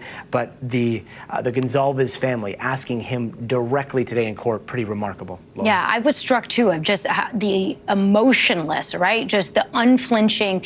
At times, I was looking to see if he was even going to blink, Gotti, as he was listening, again, to all of these families just unload their agony that they have experienced for nearly the past 3 years. Gotti, stand by. I want to also bring into the conversation now defense attorney and NBC legal analyst Danny Savalas, who has followed this case closely along with me for a while now. Danny, I obviously don't expect the judge to interrogate Bryan Kohberger, right? That's not the purpose of this sentencing. I will imagine, and I'm not as familiar with this judge's particular practice, I've seen it done a couple different ways. I do imagine the judge will have something to say to him and probably go through sort of his own impressions of what has led to this moment. Absolutely right, Laura. And folks may not realize that judges really have a lot of discretion in how they want to run their sentencing proceedings. Now, when it comes to asking Kohberger to speak, that's one thing the judge simply cannot do. However, the defendant, as we may have already covered, has an absolute right of what's called allocution. He can speak if he wants to. The question is, does he want to? And coming into this hearing, I would have bet 98% chance that, number one, his attorneys told him, don't say a word, and number two, he would have agreed with that advice. However, one wonders, with all of the skewering, especially the Gonsalves family did to Kohberger, and they absolutely napalmed him, you have to wonder, they may have hit him in his ego where they know it hurts. Maybe he does get up and say something, but I still think it highly unlikely. No one can force him to say anything. And Gotti brought up a good point, but here's the thing that defense attorneys and prosecutors learn early in their career. You never really ask the question why, because you will never get the answer to why. It's not part of our criminal justice system. I know you know that too, Laura. Yeah, but there's no question, given sort of the lingering, all of the lingering questions out there for these families, you can understand what they want to get to. They want to understand the motive, right? As Kaylee Gonsalves' sister Olivia said, why? Why did you pick them? Why did you stalk them? Why did you go to that house so many times before? All of those sort of pressing questions they may never get the answers to today, but Danny, nothing stops him from doing interviews afterwards. Nothing stops Bryan Kohberger from talking as much or as little as he wants, right? You're exactly right. But if you're thinking strategically, then if Kohberger wants to control the narrative, you might see this more in the form of him, maybe issuing a statement. Sitting down or doing a jailhouse interview probably would expose him to too much in terms of not getting whatever narrative he wants to get out. Or maybe he doesn't want to get any narrative out. Maybe he's happy keeping it in his head. But again, I mean, even as whether you're a prosecutor or a defense attorney, I as a defense attorney have often wondered, what in the heck was that defendant thinking? And believe me, often the defense attorneys never find out. Most of the time, we never find out. So too do members of the public, victims, their families, and prosecutors. Why is just not a question that is answered in our criminal justice system. Thanks, Danny. Missy, the last sentencing that I heard that was this dramatic, and you and I were talking about it, was the one of Larry Nassar. Yes. Right? The one where you have sort of multiple victims, obviously very different crimes, very different circumstance. But when you see sort of just the level, the ripple effects on so many different families, I have to think that the judge is going to take that into consideration in some way. Absolutely. When you're talking about specifically, let's talk about the two roommates who not only talked about the trauma that they experienced, saying, why did I get to be the one to live, and having to double lock doors and stay in the bedroom with their parents, and just having to live through that experience and everything that's happened after the fact. This is not something that is done in a day. This is trauma that they'll live with for the rest of their lives. So, of course, the judge is going to take all of that into consideration. And I think Danny brought up a great point. There's no real world where you get motive. Sometimes prosecutors present it, they don't have to. But the family wants to know. And because the seeming randomness of it is part of what is so chilling about this case, right? Everybody thinks about sending their kids to college. Everyone thinks about sending their loved ones off the first time they're really on their own. It's every parent's worst nightmare. Absolutely. It's stranger on stranger, quadruple murder. It just does not make sense. So obviously the families want to know. And something I think about Olivia and her statement that she made and what she brought up, I do think she's hitting him where it hurts. And I agree with Danny. The ego, because I agree with Danny that the advice would be don't speak. There's actually no incentive to do so. Sometimes in a sentencing hearing, you do hear from the defendant, and often it's because they're looking for some degree of humanizing themselves or talking about how they could be rehabilitated. Some acceptance of responsibility. Exactly. Yeah. And that's generally because it could impact their sentence. Here, we expect it to be life times 4 without the possibility of parole. So what would be be the incentive to actually speak. There truly isn't one, unless you hit someone in that ego. And exactly what we were talking about when you look at the profile of this type of person, and I think Olivia said, you're a sociopath. If you think that you committed the perfect crime because you're a criminology student, look at where you are right now. And again, that aspect of notoriety. And so that to me was maybe crack the door open. Is that enough to get him, when he has the opportunity to make his decision on his own to speak to the court? Would that be enough? I agree with Danny, unlikely, but maybe more of a chance than we thought coming into this hearing today. Well, and in some ways, this is sort of an unusual situation. Obviously, plea deals happen every day all the way across America. In fact, plea deals happen probably more frequently than not. But since we know what the plea is, the judge really has his hands tied in a certain way, right? He's not going to give him the death penalty now that they've agreed on the life sentences. He's not going to give him anything less than life. And I wonder if somehow since it's all sort of baked in a pre-situation like this with a pre-agreement, whether that sort of limits how far the judge is going to go. In a typical circumstance, right, where we don't know what the sentence is going to be, the judge has to lay out, right, all of his reasons why, what are the mitigating circumstances, what was the childhood like, what happened to the victims. Here, there's less for the judge to really do in a certain way, but doesn't mean he's not going to have something to say. Absolutely. I think he will say something, and he'll have to say something because even though the defense and prosecution have agreed on what the sentence should be, the judge ultimately has the final say. So there is judicial discretion, and he's going to want justification on the record. To your point, Laura, this is a unique set of circumstances where that justification could simply be that there is no hope for rehabilitation given the circumstances, that there's deterrence, general deterrence for these types of crimes. When you look at the pillars of the criminal justice system, that's what we look at, and justifying a life sentence without the possibility of parole, waiver of appeal, all of the terms that we know are going to come to fruition when this hearing is over. But how far will the judge go? Because the judge does have ultimately discretion about what he will say about this case. He cannot ask the defendant to give us any further information. Defendant still has that right to remain silent, can't ask about motive, can't ask any of those burning questions. But we know the judge from the reporting was tearing up. Will he speak about the emotional impact that we've heard today in the courtroom on these families, the unspeakable crime that he has now pled guilty to and admitted that he committed these murders? All right, looks like they're back on the bench here with Xana Kernodle's family. Let's listen in.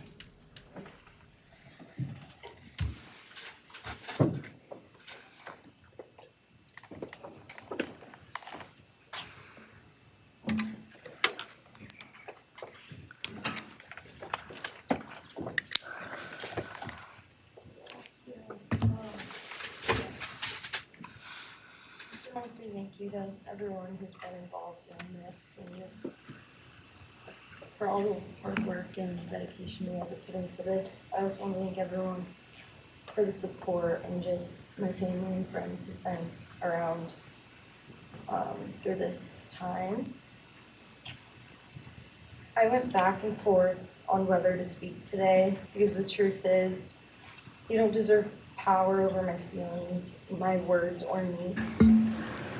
Thank you.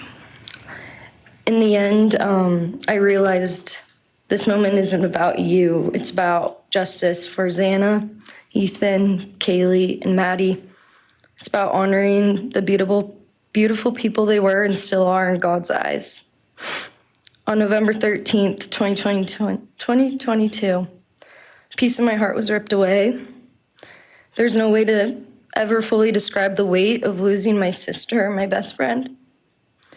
No sentence or punishment will ever come close to the justice Xana, Ethan, Kaylee, and Maddie deserve.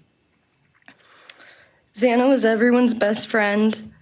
She was kind, she was funny. She was a gift to each person she was able to make an impact on.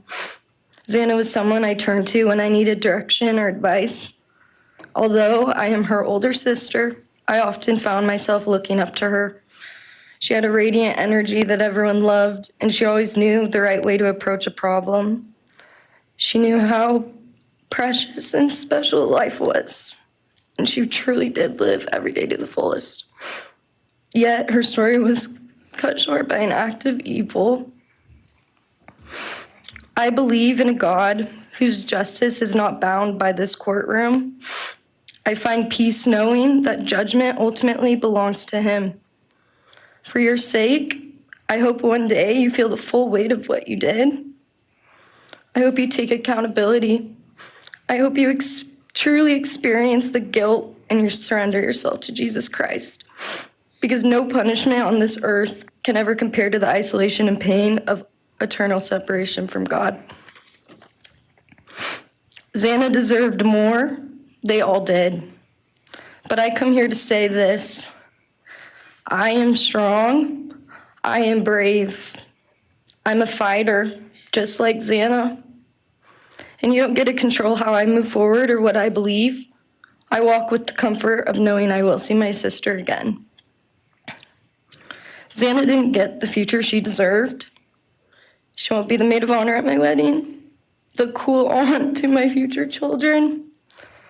I'll never hear her laugh or see her light up a room ever again.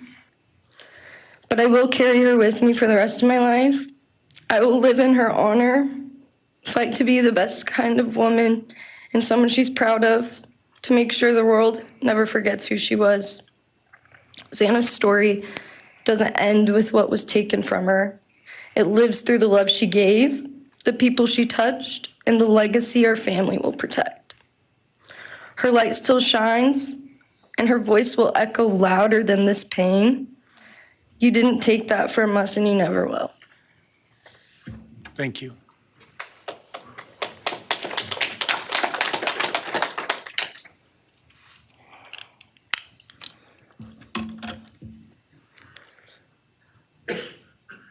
I just want to say before I start, I'm Xana's dad, Jeff Kernodle. It's been a hard road down, you know, because she's gone. And I want to thank everybody, other their families that's speaking so far, spoke about things. I agree with everything they have to say. It all comes back to a lot of the same things that I've had to deal with and we as a family have had to deal with. And that brings me, you know, basis of what I'm talking about a little bit is on my way up here, flying up here on the plane and about halfway through the flight, this little girl is calling out for her dad.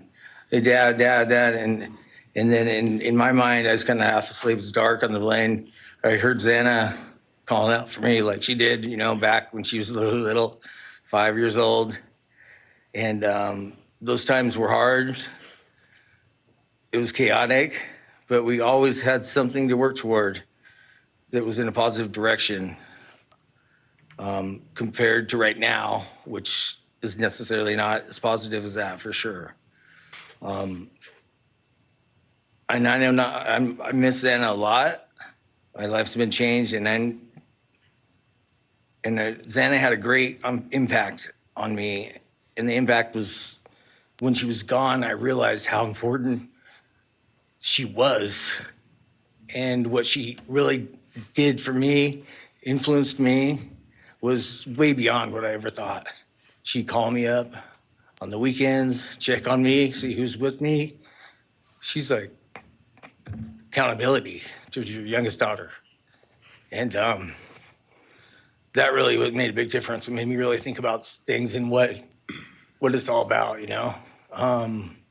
That's the things that I miss the most is those calls on the weekends, the calls at 11 at night. What's going on? You want to meet my friend? You know, whoever she's with, a couple of her friends, I can meet them, talk to them. And she always did that. And it's pretty cool. Pretty cool. I really miss that. And she made a big impact on me, on other people, her family. But the impact that she made is so extensive on what happened here. And it goes so far. People from everywhere in the world, you know, are following things. And Xana has made a difference in their lives. So, you know, countless people told me that. They might not even know her. They never knew anything about her. It's what they see. And they just love her and say how they wish she could have been their friend. You know, could have been their friend, could have hung out, and it's like, this is a blessing, you know. This is who the little kid was, and definitely was a big blessing in my life, and so is Jasmine, and basically, you know, we worked hard to do the things we did, you know, through the times they were growing up, and through those times, I realized that I wanted both of them to graduate college, and that'd be the ultimate thing for them to do to prepare for the world. Then it came back to me, Xana didn't get to finish college. He had it all figured out. And this all just came back to me when I was there and that little girl was on the plane doing that. It's like where I was going, what I was going here for. And then I just realized and thought to myself about the wonderful life that she had and we had together. And I still get to have with Jasmine, but that's the part that really counted. It's the part that really counted is those memories. And those are what I have left, the memories with her and the ones I can make with her and the life that I can go on with now, which is what she wants. And I say that in present tense because that's what she wants, because I've been told that, you know. I've had countless ways that she's out there and has a way to communicate, which I'm very grateful for.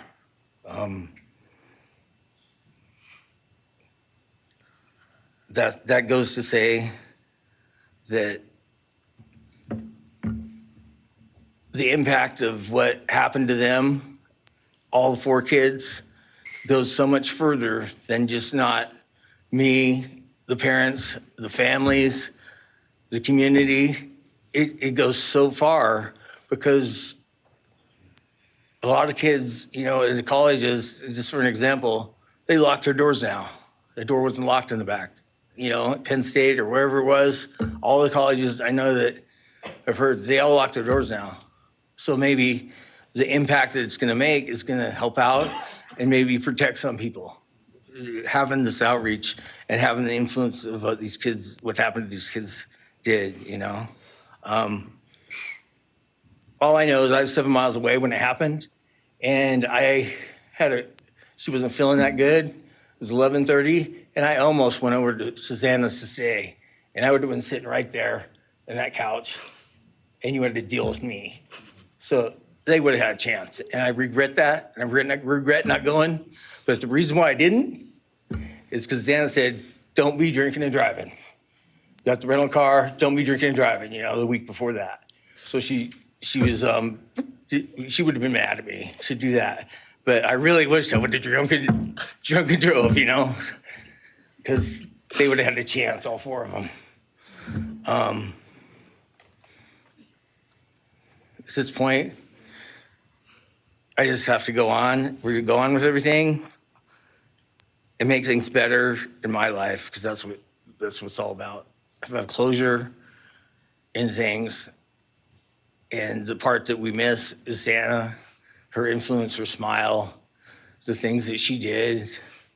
And we have the memories left, the great memories. And she just wants us to make more memories and not be sad or upset or shocked or taken for that, you know? And that's what we're gonna do. We just have to. That's all I got. Thank you for your words and your courage, and bless your family.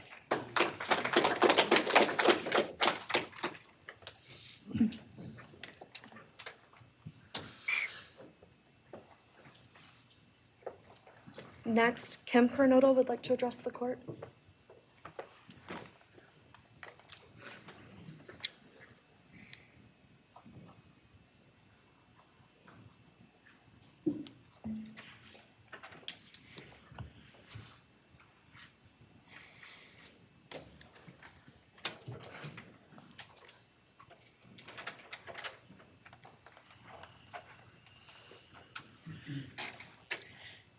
Thank you, Your Honor. My name is Kim Kernodle. I am Xana's aunt. I was very blessed to have her in my life, in our family. And I thought I had everything in my head, what I wanted to say, but it kind of went out. And I'm always looking for the positive thing, because evil, hate can destroy people. And that's what it started doing with our family. It created anger with our family members. And then I had to look, because Xana was everything that the media, her friends said. She was that fun, loving, high-spirited, beautiful person. And I no longer get to get my nails done with her, have lunch with her.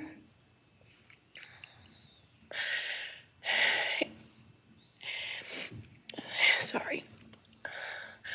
But how I look at it now is this tragedy, this horrible tragedy on all of the 4 children, has brought us closer. You united us with your actions.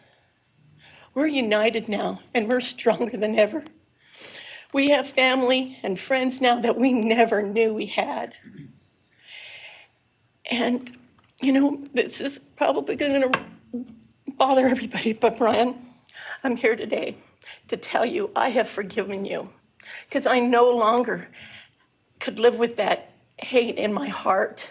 And for me to become a better person, I have forgiven you. And anytime you want to talk and tell me what happened, get my number. I'm here, no judgment, because I do have answers or questions that I want you to answer. And I'm here. I'll be that one that'll listen to you, okay? Thank you, Your Honor. Thank you very much. My name is Stratton Knodel, and I'm Xana's uncle, Jeff's brother. Sitting here today listening to the stories and feelings and feeling the pain from everybody is a pretty powerful thing. It's each time a statement was read, it sort of would tug into my center core as I felt everybody's anguish. And Xana meant a lot to us, and we loved her very much. But I started thinking about, instead of rehashing everything that everybody else has talked about, I wanted to direct it another direction toward Bryan and what he's done to his family, his parents, his siblings, his friends, his universe. He has contaminated, tainted their family name, and pretty much made a horrible, miserable thing to be ever related to him. And I know that that's what he has to live with, and that has to be his pain. And that's all I have to say. Thank you.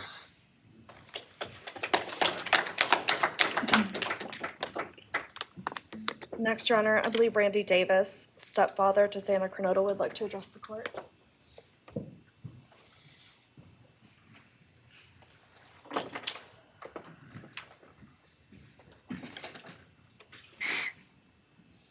Hi, my name's Randy, stepdad of Xana. I just feel the same way we all do. All of us are united because of something that happened, and I'm grateful to know and have met some new family because of this awful event. But this is probably the last time we're all going to be in the same room together, let's be real. So I can say, I love you all, and I feel your pain. And just God bless us all, you know? Just get through it. I had stuff wrote up. It was probably best I didn't read it out. Probably get kicked out of here, so. you know, I'll share one thing to you guys, not to you, with Xana. So I was working in North Dakota and came home, and Jazzy and Xana had taken our son Elijah and put him in a dress, makeup, and it was awful, you know. I was like, I don't know. She was funny.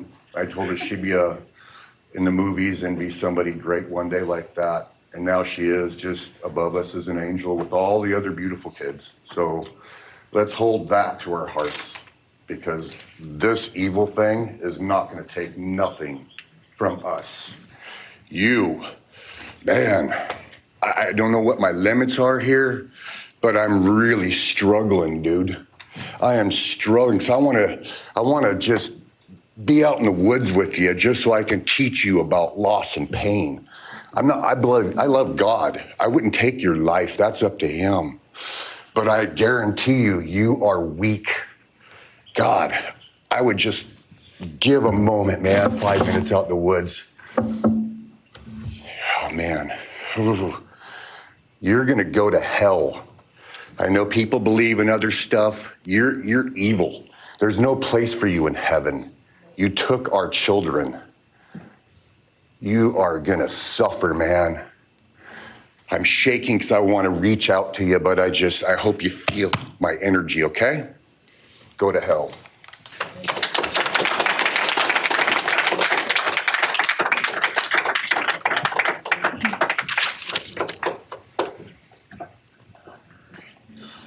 Next is Kara Northington, Xana's mother.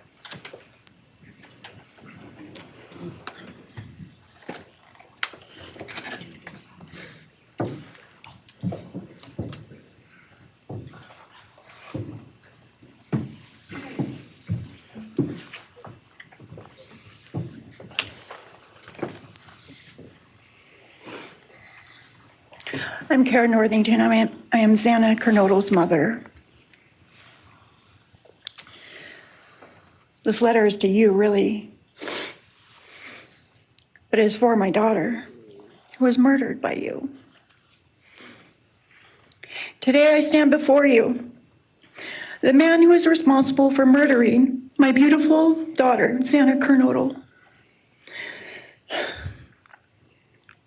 My daughter was beautiful both inside and out. She possessed love for those around her and had a light so bright it will live on forever in our hearts. She brought joy and laughter to her friends, her family, and anyone in her presence. Our Lord and Savior, Jesus Christ, now has her in his loving arms in heaven, where she can never be harmed ever again for eternity. Because of her, I came to know my Lord and Savior, Jesus Christ. Because of her, many will come to Christ. It is Christ who lives in me that has given me the strength to forgive you. It was of no power of my own. In return, the Lord has filled me with joy, hope, and peace that surpasses all understanding. Jesus has allowed me to forgive you for murdering my daughter without you even being sorry or asking for this. This is only possible because he who lives in me is greater than any evil in this world. For God hath not given us the spirit of fear, but of power and of love and of a sound mind. I do not fear you or even let you rent space in my head anymore. This forgiveness has released me from any and all evil you have inflicted on me and my family. It has allowed me to let our Lord deal with you. You have accepted a deal that will prevent you from receiving the death penalty. Nothing man can do to you can ever compare to the wrath of God. Inevitably, you will stand before our Lord and will have to answer to him over the sins you have committed in murdering our children. I pray you come to the end of yourself before that day. Whether you like it or not, heaven is for real, and so is hell. The innocent life of Xana that you stole from myself and my family, and the destruction it has caused. I am washing my hands of you and turning you over to my Lord and Savior, Jesus Christ, whom vengeance belongs to. In closing, I want to read a passage from the Bible, Ephesians 6, King James Version. Finally, my brethren, be strong in the Lord and then in the power of his might. Put on the whole armor of God, that ye may be able to withstand the wiles of the devil. For we wrestle not against flesh and blood.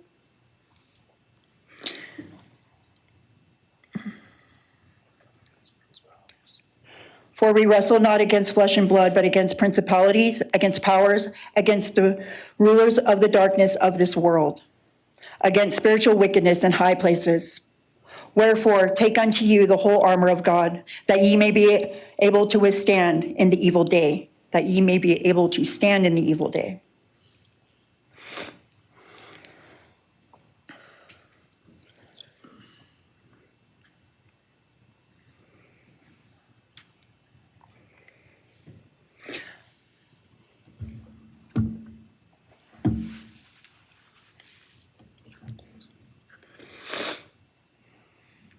I'm not going to share memories of Xana or any more of the goodness of her with you, because I do not want that to be in your head. I don't want it to be in your head. You don't deserve that. You don't deserve our good memories that we have. I do pray for you. I pray that you come to the end of yourself. I pray that before this life is over, that you ask our Lord and Savior in your heart and to forgive you. I do pray for that. But after today, I wash my hands of you, and you are no longer a thing. Thank you. Thank you.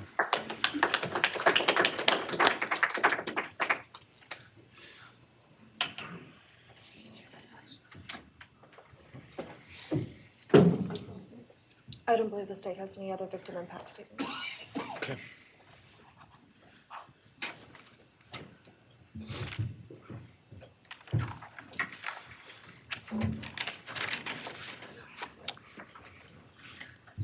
Right, state can argue.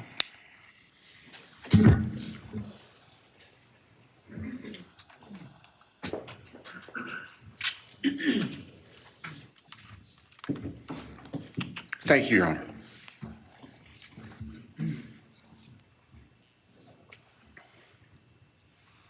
Just as a housekeeping matter to start, there will be the issue of restitution.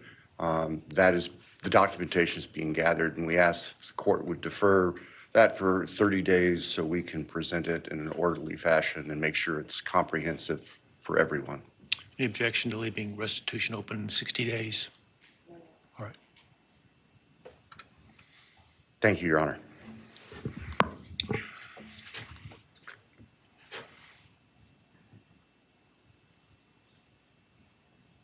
I think it's necessary and appropriate to share for everyone here, including the court, the background that brings us in front of Your Honor today for these proceedings. As the record reflects, and as everybody in this courtroom knows, the defendant has pleaded guilty to all 5 counts charged in the indictment. Under oath before Your Honor, he has admitted that the charges against him are true.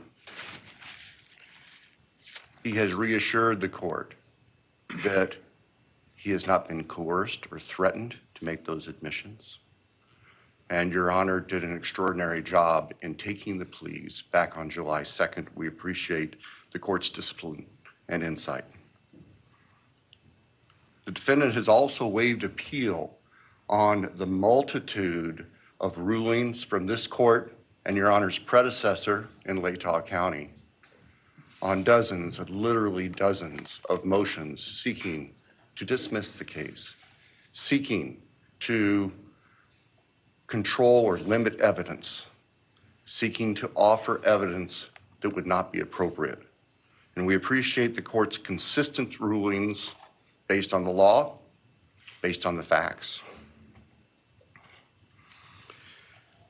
As Your Honor will recall, on June 18th, it's just really not that long ago, we appeared before this court for arguments on what became the defendant's final motions to this court.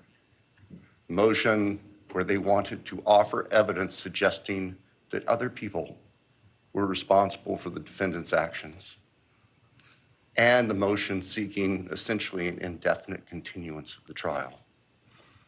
It was readily apparent to all of us in the courtroom from Your Honor's comments that those motions were not going to be granted.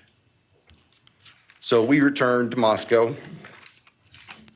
and continued with what we had been working on for months in preparation for trial. We had no qualms about going to trial if trial was what was necessary and appropriate. The following week, after we were in court, we were approached by the defense with an inquiry about a possible plea. And I can tell the court this is the first suggestion ever that there was any consideration, because indeed, the defense had maintained from the beginning that Mr. Kohberger, the defendant, was factually innocent.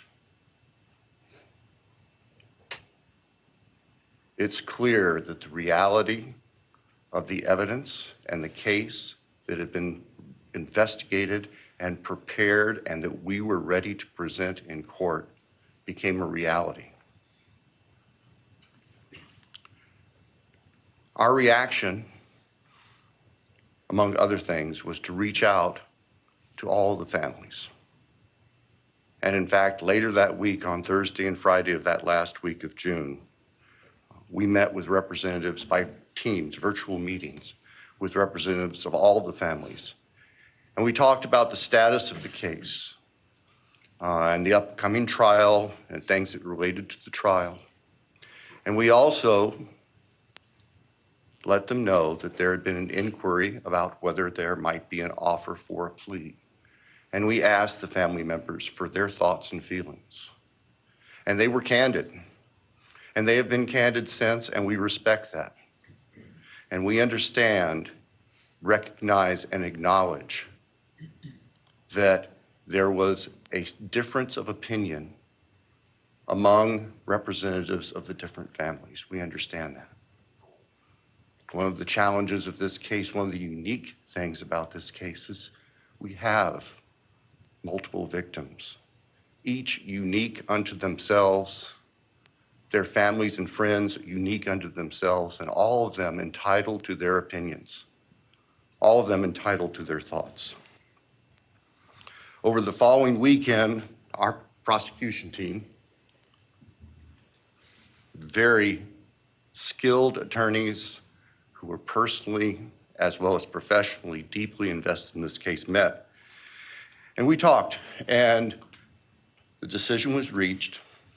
Well, to start with, were there to be any sort of plea offer or discussion, there's only one possibility. And that would be for the defendant to plead guilty straight up to all charges. There would be no bargaining about counts. There would be no bargaining about reduced sentences. And so we made the proposal to the defense that if the defendant was willing to plead guilty up front to all 5 counts as charged and waive appeal of the court's myriad decisions during the past 2.5+ years on all of these motions that would have consumed years, if not decades, of time in the future. By the end of the weekend, we were notified the defendant was prepared to plead guilty as charged and factually acknowledge his responsibility in court for these horrible crimes. Obviously, those discussions and negotiations were confidential. And as Your Honor noted, I believe that was necessarily so, because if the defendant had decided not to plead guilty, it would have been devastating to our jury pool for there to be public information that there had been even consideration by either party to a plea resolution. And protecting the prospective integrity of the trial after so many years was paramount. So, the end of the weekend came. We notified the victims' families of what had occurred.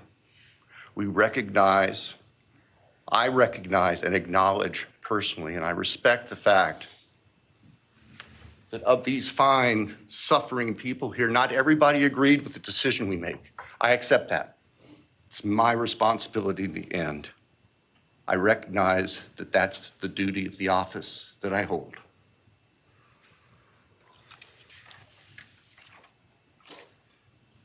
So now, it is time for the judicial system to impose final judgment and close the door on this chapter of these tragedies. As the court is aware, by the agreement of the parties, it is the state's prayer. Perhaps have the Elmo police turned on.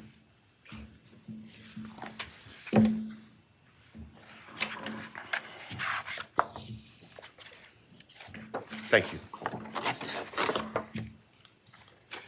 That on count one, the felony burglary, that the court sentenced the defendant to the maximum period of 10 years fixed in the custody of the Idaho Department of Correction.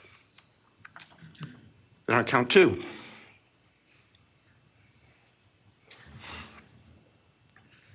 that the court sentenced the defendant to fixed life for the murder of Maddie Mogen. On count three, that the court sentenced the defendant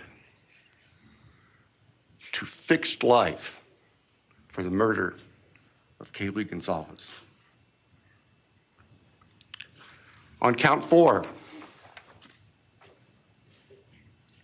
that the court sentenced the defendant to fixed life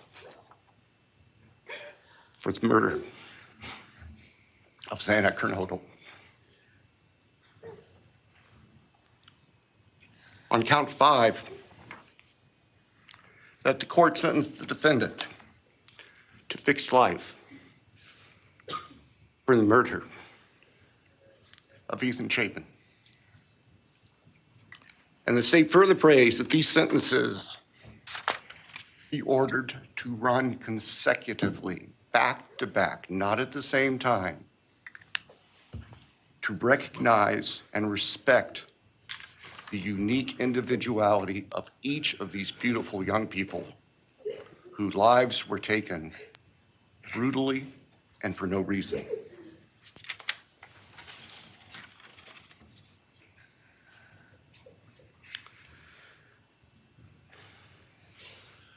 And hopefully now, as we have heard earlier this morning, it is time to afford the families and the friends and the community and the state of Idaho and the nation and the world to move forward. We can't undo, and we can never undo, the horror of what occurred on the early morning hours of November 13th, 2022 at 1122 King Street in Moscow, Idaho. For a long time, the presiding district judge in Latah County was John Stegner, who eventually became a member and a justice of the Idaho Supreme Court. And Justice Stegner often observed that even God cannot change the past. But everyone in this room has the ability to take themselves forward. And we want the judicial system to afford them the opportunity today to do that. From today forward, our memories should be focused on these innocent victims whose lives were taken, on their families, on their friends, on the community.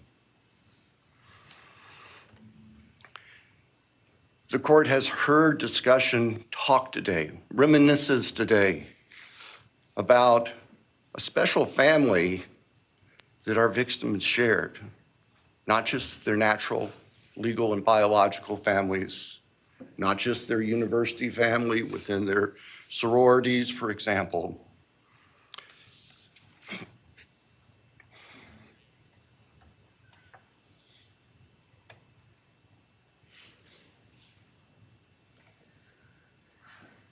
But this family.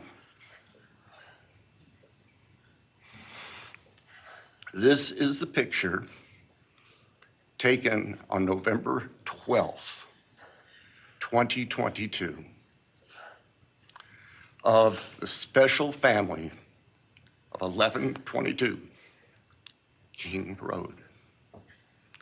And you can see all 6 of these dynamic, vibrant, loving, special, innocent faces taken together just across the street from their residence, and barely 12 hours before 4 of them would be brutally murdered in their sleep. They've been described consistently as being bright, caring, vivacious, with futures we can only imagine now. But they were, and they remain, a special family that I think we should all recognize and appreciate. So it's time to move forward. There have been a number of statements directed specifically at the defendant today. I have one last thought. After Your Honor imposes judgment and sentences the defendant to spend the rest of his life in prison, in other words, sentence the defendant to die in prison, he's going to stand up in the belly chains and leg irons that he's wearing today, and he's going to be escorted into the custody of the Idaho Department of Correction. And the door will close behind him forever. That is the closure that we seek, that all of these people, these loving friends and family deserve, so that we can move forward. Thank you, Your Honor. Thank you.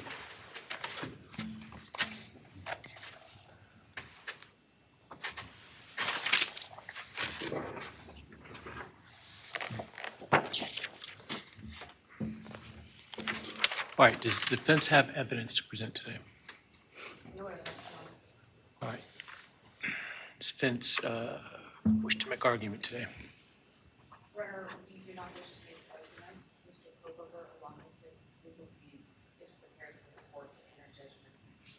All right, Mr. Kohberger, you have an opportunity to make a statement if you wish to. I take it you are declining. I respectfully decline. Well.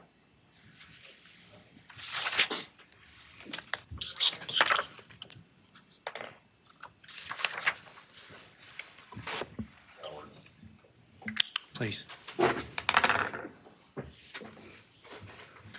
right, let me start this morning by acknowledging and thanking those that have come here today in support of their loved ones, and I appreciate your courage and your strength. And I hope that you are able to move on as best as possible. thank counsel for the professionalism that they've exhibited throughout this case. It has been my great honor to preside in this case and to help bring, to the extent possible, some resolution and hopefully justice to this case.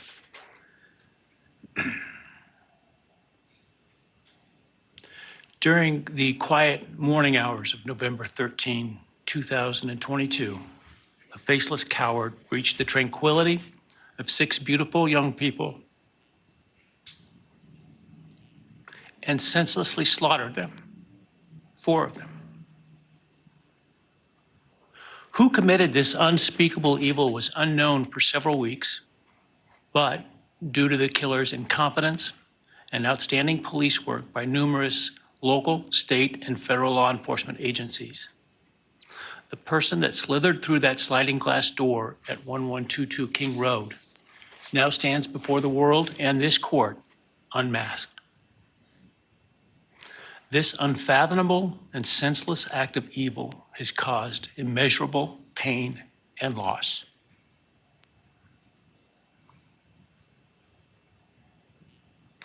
No parent should ever have to bury their child. This is the greatest tragedy that can be inflicted upon a person. Parents who took their children to college in a truck filled with moving boxes had to bring them home in hearses lined with coffins. The loss this killer inflicted was not just the death of these people's children, siblings, grandchildren, as we've heard today. It has ripped a hole in their soul, destroying a special part of their very essence. Any person who is a parent defines themselves foremost as such.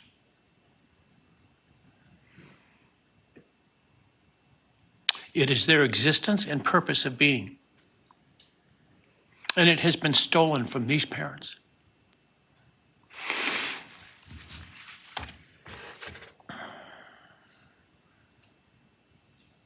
None of us have experienced the loss these victims have in the unspeakable way that they have. And therefore, none of us can, nor should we, question the way in which they have handled their loss. Whether that be in private mourning, removed as far as possible from this media circus, or in front of a camera demanding retribution with the loudest megaphone. I've listened intently to the stories and pain that have been shared today, with great awe at the courage and resilience of the surviving family members of those wonderful children. I've listened also to the surviving roommates, both in person and through their friends. And I can't think of how, frankly, courageous they have been despite the hell that they have faced by uncaring people who have come up with all kinds of crazy theories about 2 kids simply being kids. The parents, siblings, and other family members who have spoken today are designated as victims in our legal system. But going forward, I hope that they can shed that label, as it gives too much power to the evil that condemned them to that role. They are and should be known as survivors, fighters, and foremost as witnesses to the tremendous lives of value and unbounded promise of these 4 young people. But those speaking today and those who did not speak, but who carry this same burden, this same loss, now carry forward the memories of these now perpetually young people, these forever children. These survivors carry the responsibility of ensuring that the voices of these children, Maddie, Kaylee, Xana, and Ethan, are never forgotten, and the positive impacts that they have had on so many lives are never minimized, and that the love they shared, the light that they shined onto others is forever celebrated. As we sit here today, this case is ending, and we are now certain who committed these unspeakable acts of evil, but we don't know, and what we may never know is why. I share the desire expressed by others to understand the why. But upon reflection, it seems to me, and this is just my own opinion, that by continuing to focus on why, we continue to give Mr. Kohberger relevance. We give him agency and we give him power. The need to know what is inherently not understandable makes us dependent upon the defendant to provide us with a reason, and that gives him the spotlight, the attention, and the power he appears to crave. Yet even if I could force him to speak, which legally I cannot, how could anyone ever be assured that what he speaks is the truth? Do we really believe, after all of this, he's capable of speaking the truth or of giving up something of himself to help the very people whose lives he destroyed? Rather, I suspect the so-called reason would be dished out in enticing, self-serving, and aggrandizing untruthful bits, leaving people wanting more information, more insight, and thus enhancing even further the power he seeks to hold. Even if we could get truthful insight into his why, I suspect it would not in any way quench one's thirst for actually understanding why in the first instance. Because there is no reason for these crimes that could approach anything resembling rationality. No conceivable reason could make any sense. And in the end, the more we struggle to seek explanation for the unexplainable, the more we try to extract a reason, the more power and control we give to him. In my view, the time has now come to end Mr. Kohberger's 15 minutes of fame. It's time that he be consigned to the ignominy and isolation of perpetual incarceration. I know there has been concern about him collaborating on books or movies or other media projects, and I truly hope that someone does not stoop to affording him this spotlight that he desires in the name of clicks, royalties, or profits. While criminal behavioralists should study him away from the spotlight in an attempt to prevent other would-be killers from acting on their worst impulses, there should be no need for that to spill over into the public eye. The great Idaho jurist Edward Lodge was known for trying to find something positive about every person he ever sentenced. And with over a half a century as a trial judge, that was a lot of people. This was often challenging, and I recall in one case he said that the best he could come up with was the defendant had good penmanship. Truth be told, I'm unable to come up with anything redeeming about Mr. Kohberger because his grotesque acts of evil have buried and hidden anything that might have been good or intrinsically human about him. His actions have made him the worst of the worst. Even in pleading guilty, he is giving nothing hinting of remorse or redemption, nothing suggesting even a recognition or understanding, let alone regret for the pain that he has caused. And therefore, I will not attempt to speak about him further, other than to simply sentence him so that he is forever removed from civilized society. And accordingly, based upon his conduct and based upon the record before this court, recognizing the standards that govern this court's sentencing decisions as set forth in State v. Toohill, I hereby sentence Mr. Kohberger as follows. On count 1, burglary, 10 years fixed, 0 years indeterminate. I also impose a fine of $50,000. Count 2, first-degree murder of Madison Mogan. I sentence the defendant to a fixed term of life imprisonment without the possibility of parole, a fine of $50,000, and a civil penalty of $5,000 payable to the family of the victim.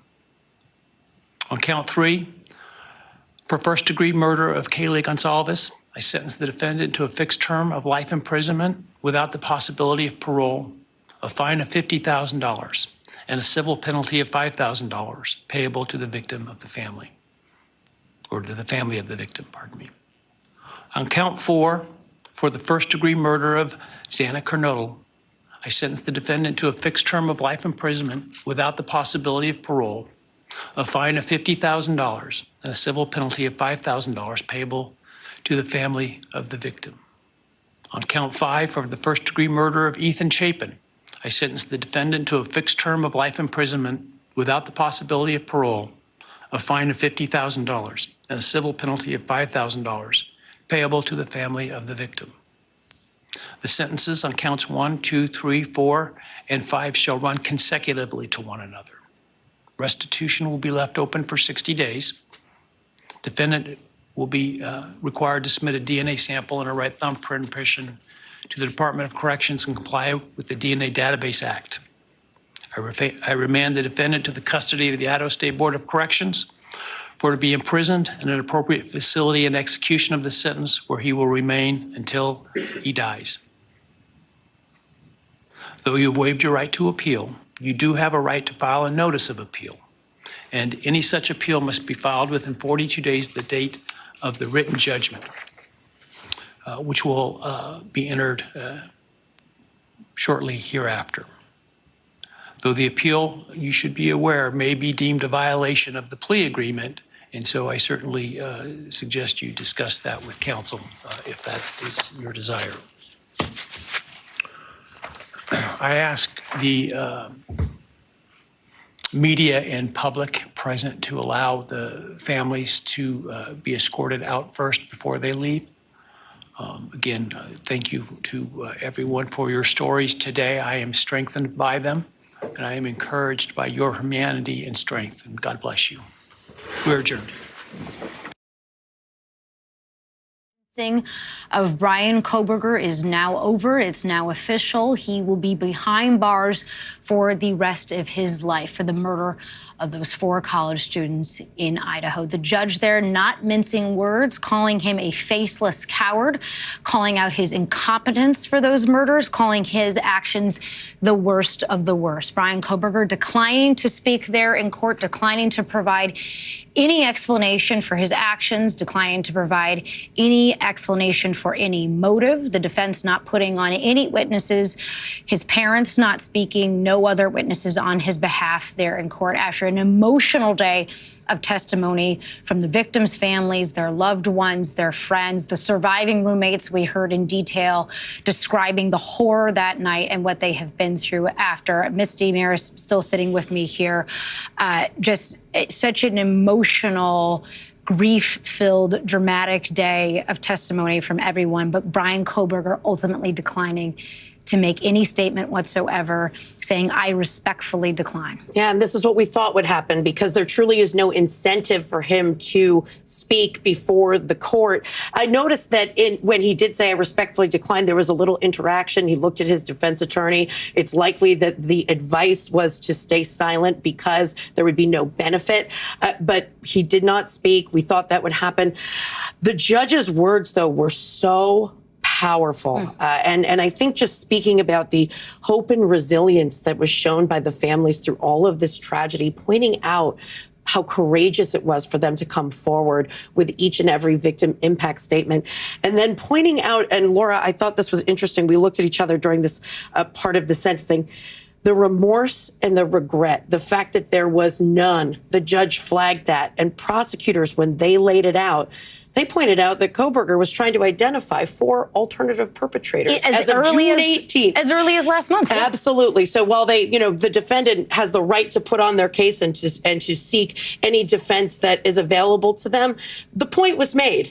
This case has gone on for a long time. This is not acceptance of responsibility. This is saving your own neck. Right. And all of the no remorse, no regret. All of the resources, all of the effort that was poured into this, all of the dozens and dozens of failed motions that his lawyers tried to file. Of course, he's entitled to a defense up until the point that he's proven guilty by his peers or plead guilty in this case. Of course, he's entitled to zealous advocacy, but there is something sort of poignant about suggesting there's an alternative perpetrator when his DNA was found at the crime scene and, of course, just a short time after, then confessing to the murder of those 4 students. I was also struck, Missy, I don't know about you, about the judge's words describing that we want to know the motive. We want to understand what happened.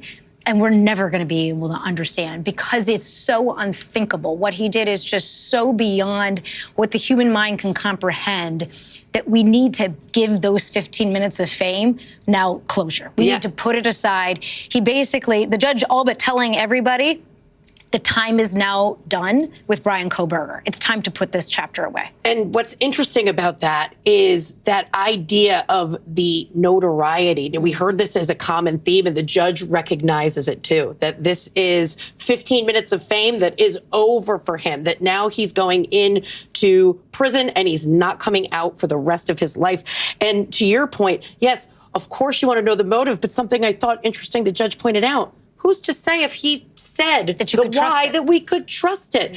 It's been nothing but lack of credibility throughout the entirety of the process, given the timeline here. Again, we're talking about a long time that this case has been pending. Now he's pled guilty. He said it's knowing and voluntary. He has said that he committed these crimes. Why would we believe him? And the judge pointing out that anything he said would likely be self-serving for him, not to bring peace to these families. Yeah, I also want to bring in here Gotti Schwartz, who's been listening along with us all day. Gotti, you could hear the audible tears, the sobs coming from inside that courtroom as the prosecutor, Bill Thompson, was getting choked up himself, putting down pictures of victim after victim, all 4 of those children that were put on the table, describing all of the crimes and all of the actions that Bryan Kohberger took that day. Yeah, and there was this moment where he put up the picture of all of them. Of everyone that was in that house. We've seen that picture so many times. It's splashed up all across the headlines. Sometimes some of the faces are blurred. This one we saw in its totality, and it really shows this moment that was captured at that home of happiness, of this sense of family with all of those friends, all of those lives taken by this killer. And I gotta say, the salient points that the judge was making at the end there, we didn't get a why, but we got a why.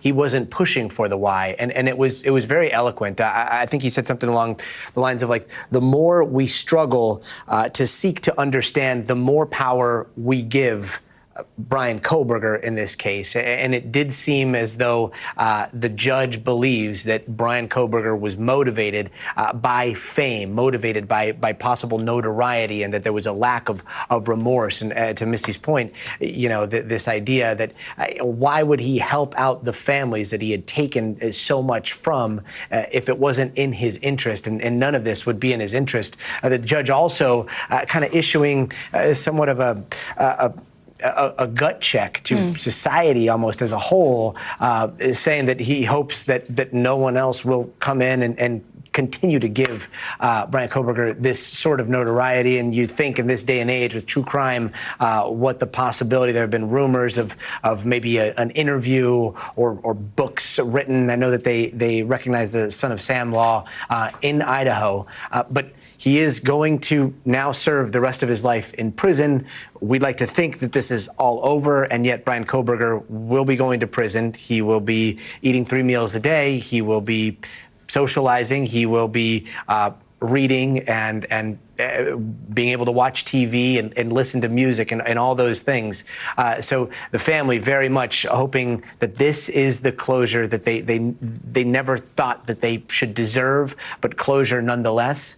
And a very difficult day, but a lot of salient words coming from the judge there. Yeah, and while you were talking there, Gotti, we were showing pictures from inside the courtroom. Obviously, there's been a live stream, so we've been along to follow it all day, but you can see there the family of Steve and Christy Gonzalez, all of the families who were forced to confront the man who killed their loved one today, each of them coming in bravely, courageously. Again, the judge calling him the faceless coward there, now stands unmasked. Gotti, what did you make of, just the sort of range in reactions? One of the relatives saying, look, you want to talk to me? No judgment. Yeah. I'm right here for you. Right. Anytime you want, I'll sit down with you. I believe that was Xana Kernodle's aunt who said that. I was struck by that. And even Xana Kernodle's, right? Xana Kernodle's mom saying, I forgive you. It was all of the most difficult of human emotions on display, and I was struck by that as well. Kim basically, she's picking up where the Gonzalez family left off, goading him into giving some sort of justification for the sloppiness, maybe, or his stupidity, as they put it. And then right after that, you have Kim come in, and she basically says, you can tell me why, and I will always be there listening. But the question of why still remained for those families. We saw the families split, some of them wanting to push this all the way to the death penalty. We heard one father saying that he would love to take or have 5 minutes in the woods with Bryan Kohberger to teach him about pain and teach him about loss. And then we heard grace from families as well. And then we heard from family members saying that they didn't even want to share memories of their children with Bryan Kohberger in the room because they didn't think that he deserved to hear that. So the full range of emotions. I mean, we've seen so many of these victim impact statement hearings. I've never seen one like this. But again, this crime, truly, truly despicable. And the thing that sticks out to me the most, I believe it was Xana Kernodle's stepfather who was describing a flight coming to that hearing and saying that he had heard a little girl calling out for her dad on that flight as he's on this way, and he heard his daughter's voice in all of that. It's just those little moments that, you know, they're going to stick with us. Whether they stick with Bryan Kohberger as he serves the rest of his life in prison, that is really unknowable. You're so right, Gotti. As just a parent on a human level, you listen to that, and of course you think of your own children. I'm sure anybody in that room, I think probably the judge felt that way, Gotti. He was wiping away tears throughout the day, as we heard from our team there in the courtroom, and you could see the emotion on his face. You could hear it in his voice from the prosecutor as well. Of course, they've lived with this case. The prosecutor, Bill Thompson, he's lived with this case for the very beginning, and although the judge was not on it from the very beginning, clearly been moved by what he heard today, by what he's learned over the past couple months. And of course, he knows more than we do, right, Gotti? There's still more to come here. And I want to bring in criminal defense attorney and former Manhattan prosecutor Jeremy Saland, who's been following along with us here. Jeremy, there is discovery in this case, which is just evidence that's traded from both sides. There is evidence in this case that we have not seen as members of the public. There are documents that have been under seal, which the judge had been inclined to keep secret and under seal and until this moment, until now, Jeremy, when everything is finally official. You can see there the parents of Christine Gonzalez and their attorney, Shannon Gray, coming to the podium maybe soon, so we're going to keep tabs on that. But Jeremy, what do you imagine is in that discovery that we might learn? Yeah, I think there's probably greater details about how Jeremy, just hold on one second. Let's listen to Steve Gonzalez real quick. Hard-fought battle. But we have our person, and we have him where he belongs. So for that, we are thankful for all the men and women that put the work together, put this case together, and once it's part of the court system, it was a little ugly, but we got that conviction, and we're glad to be moving on. We're glad we can move on. Steve, the judge talked about how we may never know why, and it may not be perfect to try to answer the why with something so sensitive that makes sense of it. How do you feel about that? There's some truth to that, but then, you know, there's also the fact that, I mean, what would he tell as a lie as to opposed to the truth, you know? So The knife, if he gave the knife up, or if he gave a part of his killed kid, if he gave out facts that only the killer would know, it would corroborate things. It would corroborate things, and he even addressed there's been way too many conspiracies, and the surviving witnesses had to go through hell. Well, no better way to protect them than by getting some of those details. If you got those details, then, you know, as simple as just saying I did it solo would have been, you know, valuable, I think. And you know, we stand by the negotiation wasn't justice. It was just a shortcut. And we said from the very beginning we're we're not interested in a shortcut for our daughter, you know, and we wanted everything. Steve, you turned the podium at one point. Talk to us about why you wanted to stare at him. Because he's a coward. He's been protected by the court from day one, the minute that he was arrested. So I wanted to let him know that I was directing everything towards him, and you know, his days of being protected are coming to an end. You know, from what I've been explained, he gets on a van today, and he's got like 11, 12-minute ride, and then he'll be the responsibility of Idaho State. Were you planning on turning the podium though, or did you do that? You know, I remember reading it saying, "Do not move." So I was like, well, I'm moving this. I just kind of made that decision right then and there. So, you know, I want to make it as difficult as possible. I knew my daughter was going to do a speech, and I'd heard it, and I was like, he's going to hate this. He's going to hate this next set of people that are going to come forward and really rip into him and really expose him for what kind of a piece of trash he was. And we've been waiting a long time to say some of those things that needed to be said. Stephen, you chose not to speak. I'd written up a statement. I don't know. Yeah, it is where you do. Okay. Well, allow me a second. Maybe let the court appropriate. Yeah, it definitely wasn't. Yeah, my name's Steve Gonzalez. I'm Kaylee's older brother. She was my little sister, my friend, the middle child in the heart of our family. There are no words that can fully describe her spirit, but if you knew her, you knew joy, you knew light, you knew someone who made everything better just by being in the room. My statement was largely grounded in one goal, and that was to do everything for anyone who listens to this and has to go through something similar to not have to endure what we had. My family's fought tirelessly, not just for answers, but for accountability. We've stood in front of cameras, behind closed doors, and across from people who didn't want us to speak, but we did, and we won't stop now. Across nearly every murder case prosecuted by Bill Thompson, including the killing of University of Idaho football player Eric McMillan, there is a clear and troubling pattern. Families are left feeling unheard, justice is negotiated down through plea deals, and the public is left with unanswered questions. In the McMillan case, charges were reduced from first-degree to second-degree murder, prompting confusion and outrage from the victim's family and community. The same pattern is emerged in the Silas Parks and John Lee cases, both of which prosecuted by Bill Thompson, where capital-eligible crimes were resolved through plea agreements, sidestepping trials and diminishing public accountability. The most egregious of these crimes was the brutal killing of Whitney Parks, a young pregnant woman whose life was taken by her husband, Silas Parks, during a violent domestic assault. Whitney was only 22 years old. Whitney was beaten and strangled in her own home, an act of cruelty that not only ended her life, but also the life of her unborn child. And yet, despite the devastating nature of this crime, Bill Thompson reduced the charges from murder to voluntary manslaughter, ultimately securing a sentence that allowed Parks the possibility of parole after just 5 years. There was no trial, no full accounting of what Whitney endured, no acknowledgement in the legal outcomes of the child she was carrying. For Whitney's family, and for anyone who believes that justice system should speak forcefully for victims, this wasn't justice. It was a deal, and it was like so many others under Thompson's watch.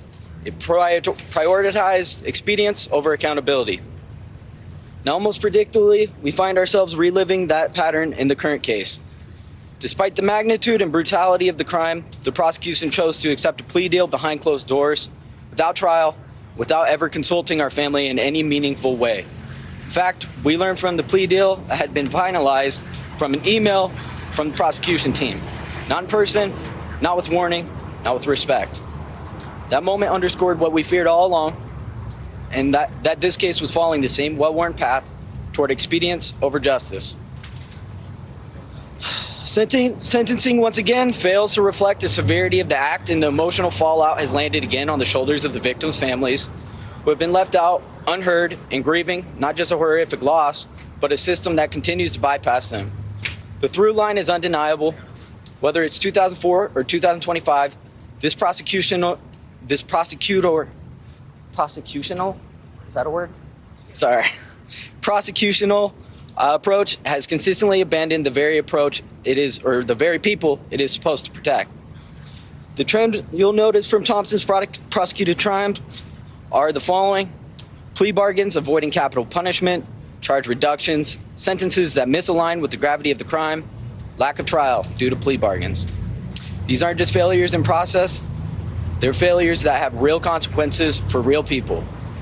After reviewing Bill Thompson's history, it's clear our family was never given a fair chance at justice. But this isn't just about a prosecutor's record, it's about Kaylee. It's about my sister. She's not just one of the Idaho 4. She was a daughter, a sister, a best friend, and the light in every room she walked into. When the prosecution followed the same path we've seen before, closed doors, limited input, and a plea deal handed down without our voice, it became painfully clear that Kaylee was being treated just like another case. But she wasn't. She was everything to us, and our pain has only deepened, knowing that the system didn't fight for her the way she deserved. I'll leave everyone with this. There's 1,000 things I wish I could say to Kaylee, but today I'll just say this. I will always carry her with me for the rest of my life, and I will never stop being her brother. Steve, thank you. Now that the gag order is lifted, is there anything that you've learned over the last 2.5 years from the investigators or the prosecutors that you can share with us now and speak about? Well, I think it was kind of interesting that once the president sent a truth statement out, they called us right up and they told us everything. So I don't know what was holding them back before, but we spent about 3 hours, close to 3 hours with the lead detectives. And yeah, we found, because our main thing was we didn't want to have victims advocate statements that had lies and misquotes and misinformation in it. So I appreciate the president, putting a little bit of pressure on there, and it seemed to work. Up until that time, they told us they were not going to tell us, and we were going to have to just wait for the things to be unsealed. But yeah, it was horrific what Kaylee went through. Yeah, and I don't want to protect this guy, but I won't give out all the details. I'll be general. But yeah, she was stabbed over 30 plus times, and she was struck, and there was quite a bit of damage to her face. So this guy's just an absolute monster. Anyone who thinks that he's otherwise, I just looked at pure demons out there. When I was looking at him, we had a stare down, and he's just filled with demons. He's dark pits of eyes. And there's something seriously wrong with that man. Steve, why was it important for you to look him directly in the eyes? And what did you see as you spoke to him? I looked him straight in the eyes, and I just seen black holes and just anger at me. He was telling me with his face that he fucking hated me. He absolutely fucking hated me. And why did you want to speak to him directly that way? It's the most personal one. Like, Yeah, look at me yeah, in my eye. You took my daughter's life. Look at me. Yeah, Did your family get something today that it needed? Or was this... Yeah, 100%. I think it's a little early to actually even answer that for myself. I think that kind of stuff needs to set in and sink in, and you regret maybe saying some things, or you wish that you would have said things. So I think right now we're just kind of in the mix of the tornado and the real feelings. As the spotlight then fades, what do you want the public to remember? Our main thing is hopefully this could be a template for another family that, you can use the media as much as they're using you. You can use it to keep people accountable, keep people honest, keep the court system, treating you with a little bit of respect. And I think that's what we did. And the more that you get active, I think the more chance that you're going to get that justice in the end. I think you really got to try to make your kids stand out, or whoever you're trying to protect, you make them real. Get on the internet and talk to people. Before you go, and I know you want to go, I want to ask Olivia today. Spectacular. Olivia asked the question, what was the number one thing you taught your sister? So despite this meeting you have with prosecutors, there still sounds like there's something we don't know there. Can you explain that to us? No, we do know that another weapon was used on Kaylee. So we don't know what that weapon was, but They didn't recover it. along with the knife wasn't recovered. But Kaylee was not just stabbed. There was other things that happened to Kaylee. Talk about that a little. The conversation we had with the prosecution was about healing more than anything. It was about giving the victims' families answers. And they may share some of that information at a later date, but today is not the day for that. Today is about the sentencing. It's about putting the defendant in prison for the rest of his life. So there may be more details to come about that, but that conversation that they had was about the healing process and finding some answers that they had. And so we may share at a later date, but today's not the day, okay? Thank you guys. Thank you. Thanks.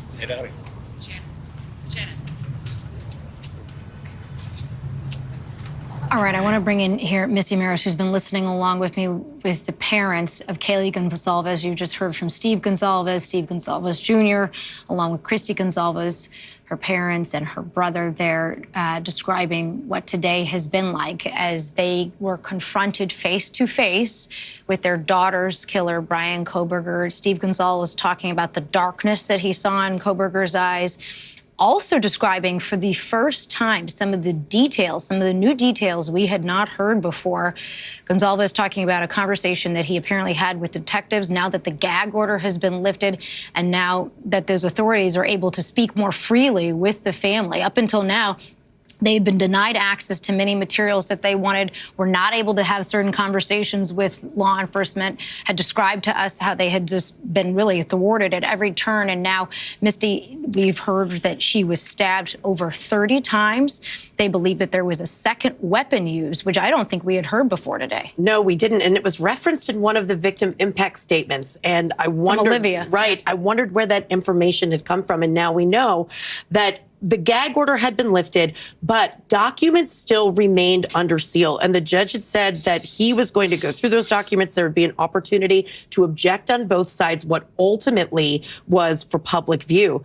But it sounds like from that presser that 3 hours was spent with the family going through materials that were not, absolutely. And that would be going through perhaps some of the other evidence that we've not seen. Remember, Laura, this case was on the eve of trial. This wasn't a quick plea deal right after somebody was arrested. This case was ready to go. So there is a tremendous amount of evidence that had been collected and was in the hands of investigators and prosecutors. And with that, we learned some new information about the other weapon and just the horrific nature of Kaylee's death. All right, I want to stand by here as more families appear to be gathering outside of court there. Good afternoon. My name is Leander James. I am the pro bono attorney for Karen Laramie and Scott Laramie, the loving mother and stepfather of Madison Mogan.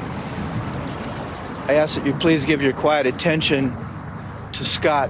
He would like to make a statement to you and to all those out there in support of them and the other families. Thank you.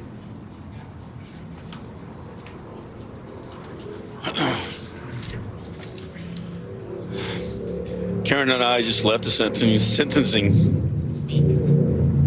where we gave our victim impact statement. Judge Hippler sentenced the defendant to the maximum allowable sentence under the plea agreement. The sentence will ensure that this evil will never again terrorize a family as he did ours and 3 others. Trial would have involved risks. Had the defendant been convicted, he may not have been given the death penalty. Had he been convicted of the death penalty, we would have had to endure years, maybe even decades of appeals. This way, his fate is sealed. Society is protected, and we can move on with our lives and attempt to recover. Maddie was our purpose and our hope. We remain lost without her, but we will find our way. Thank you.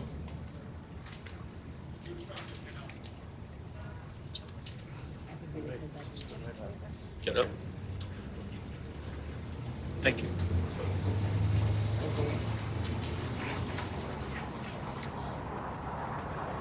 All right, you've just been listening there to the family of Madison Mogen, who's just gathered outside of the courtroom. We're going to stand by and see if other families approach the podium throughout the rest of our coverage here. But I do want to go outside the courthouse to Liz Kreutz, who was inside throughout this proceedings. Liz, we were watching and we could feel the emotion, but you were inside there. Just take us and describe what it was like. You could hear the sobs. The judge was crying at one point, and Bryan Kohberger just stone-faced the entire time.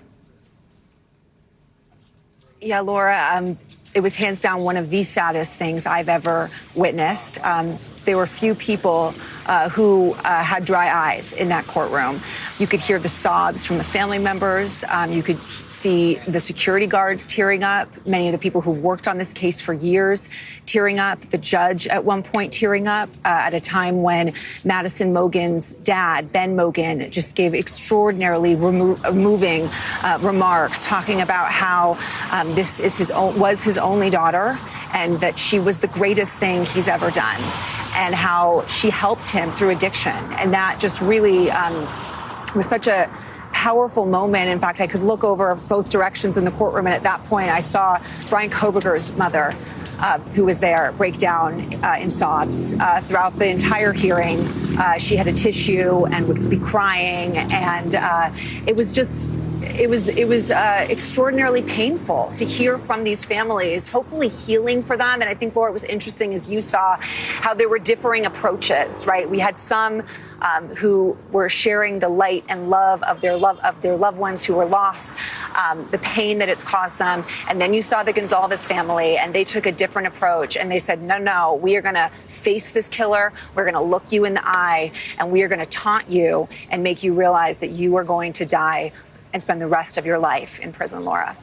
And Liz, were the two surviving roommates listening to the testimony throughout this entire day? Because it struck me, they went so early in the day, right? They went early in the morning. They described the horror that night. One of them who actually came face to face with him and was somehow spared. And she wondered, why am I still here? Why am I surviving? And describing the panic attacks and all of just the horror that she has been through over the last 2.5 years. Did they have to sit there and then listen to everyone else throughout the rest of the day, just describing everything?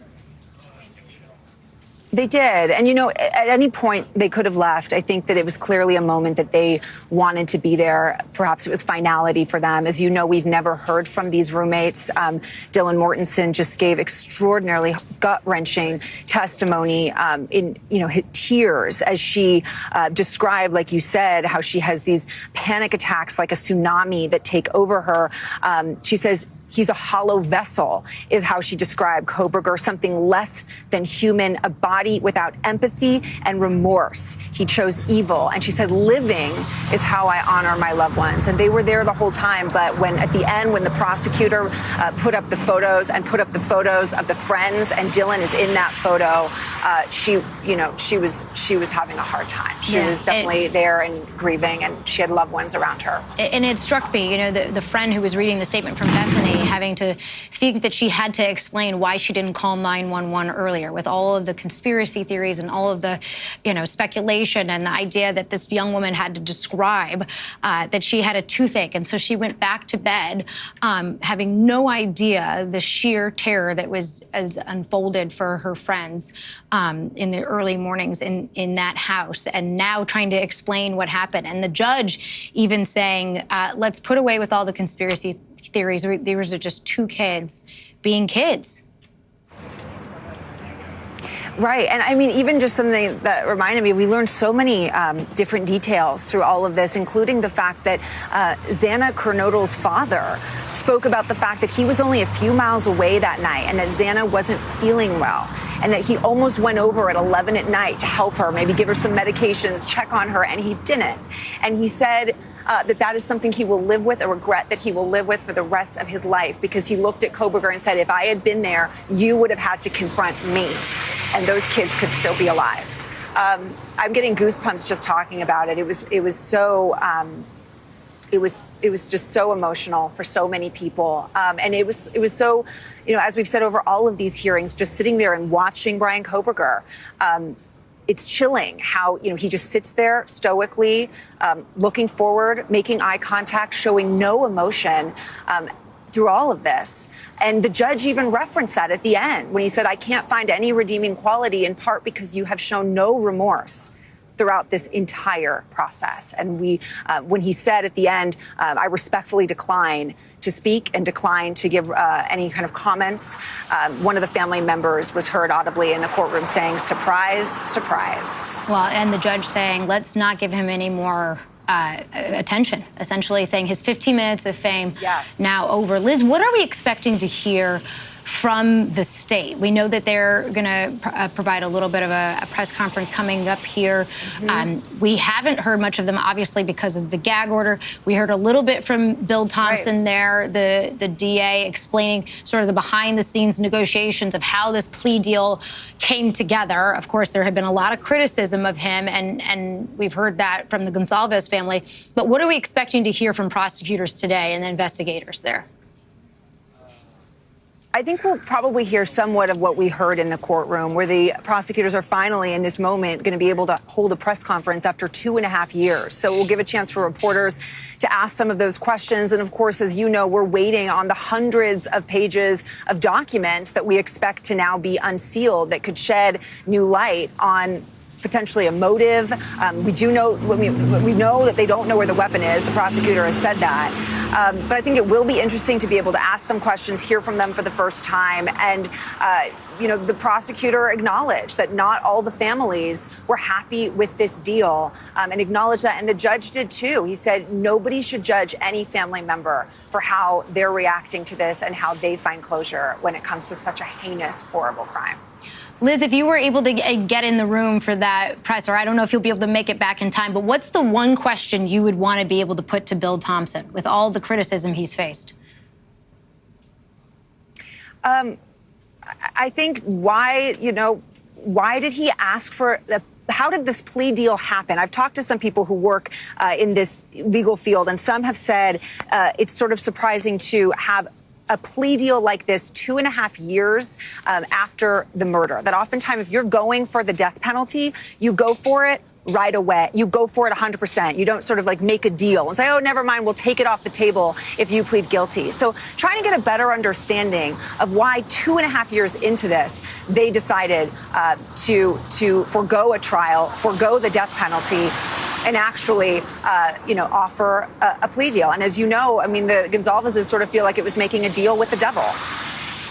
It's one of the questions I would have had for him too, Liz, especially given that almost every motion was just smacked down by Judge Hippler, right? Every motion that they had to try to talk about why the death penalty should be off the table, why they should exclude evidence, why there were alternative perpetrators, trying to exclude the DNA evidence, which was perhaps the most damning. All of that didn't make it. The judge denied almost everything ahead of trial. And so the prosecutors had the maximum leverage heading into this trial. And it appears that late in the game, the defense is the one that had a change of heart. You heard there, Liz, the prosecutor saying, actually, they came to us after, it appeared that they had lost their umpteenth motion. And they came to us and said, hey, would you be willing to do a deal for the first time? And that surprised me that so late in the game, it appears that the gravity of the situation finally hit Bryan Kohberger. Exactly. It's either like in the beginning, right away, you take a plea deal, or you say no to plea deal, you're going to trial, you're facing the death penalty. And so that sort of turn of events, I think, is very surprising. All right, Liz, stand by there for us. You're doing great work out there. We just got a 5-minute warning to that press conference. We're going to wait to see what the district attorney, along with certain investigators, have to say. And Missy Mara still joins me here. Missy, you think about some of the evidence that's still under seal. Given that there was a plea deal, given that Bryan Kohberger has no chance of appeal, and the judge reaffirmed that there in court today, why keep it still under seal? What's the harm? What is the prejudicial impact if all of this is already baked and he can't appeal. So obviously the concern is no longer a fair trial and seating a jury who comes in without prejudice. That is gone. But we just don't know what is in that trove of evidence that's been under seal. Are there names of individuals? Are there witnesses? Are there individuals that perhaps the names need to be redacted or other identifying information? We know that there were a lot of social media searches. There's a big electronic footprint. We don't know a lot of what that evidence holds. So that's why the judge had said he was going to go through everything, give both parties the opportunity to object to unveiling some of that. The judge also did reference, yes, Kohberger's waiving his right to appeal, but there's a Supreme Court case, and that Supreme Court case says that waiver of an appeal is not necessarily absolute. So he had said that he might wait until that appeal time to file a notice of appeal is actually over to reveal some of these documents, just to not give any ammunition to that possibility. And by the way, that doesn't mean Kohberger would have a successful appeal. Right. It just could mean he might perhaps seek that relief, and it would have to go through the process. And the judge had said he wanted to avoid that. But now we know something new, Laura. We know that the families met with prosecutors or investigators and were provided with more information regarding that complete record. We learned that from this press conference. So now that that's done, has there been more movement on making those, what's been behind closed doors, more public? Yeah, you wonder if even if we haven't seen every document that's under seal, whether maybe the investigators, the authorities are more interested or at least willing and open to talk to some of the families members if they so choose or if they want it. Some don't want. We're going to go into court now where we're going to hear from several members of the investigative team, members of the state. You can see them gathering and milling about here. Good afternoon. My name is Anthony Dollinger, and I am the Chief of Police of the Moscow Police Department. Thank you for joining us. Today marks the conclusion of a case that has profoundly impacted the University of Idaho, the city of Moscow, the state of Idaho, and communities nationwide. Today's sentencing of Bryan Kohberger brings the legal process to a close following his conviction for the brutal murders of Kaylee Gonsalves, Madison Mogen, Xana Kernodle, and Ethan Chapin.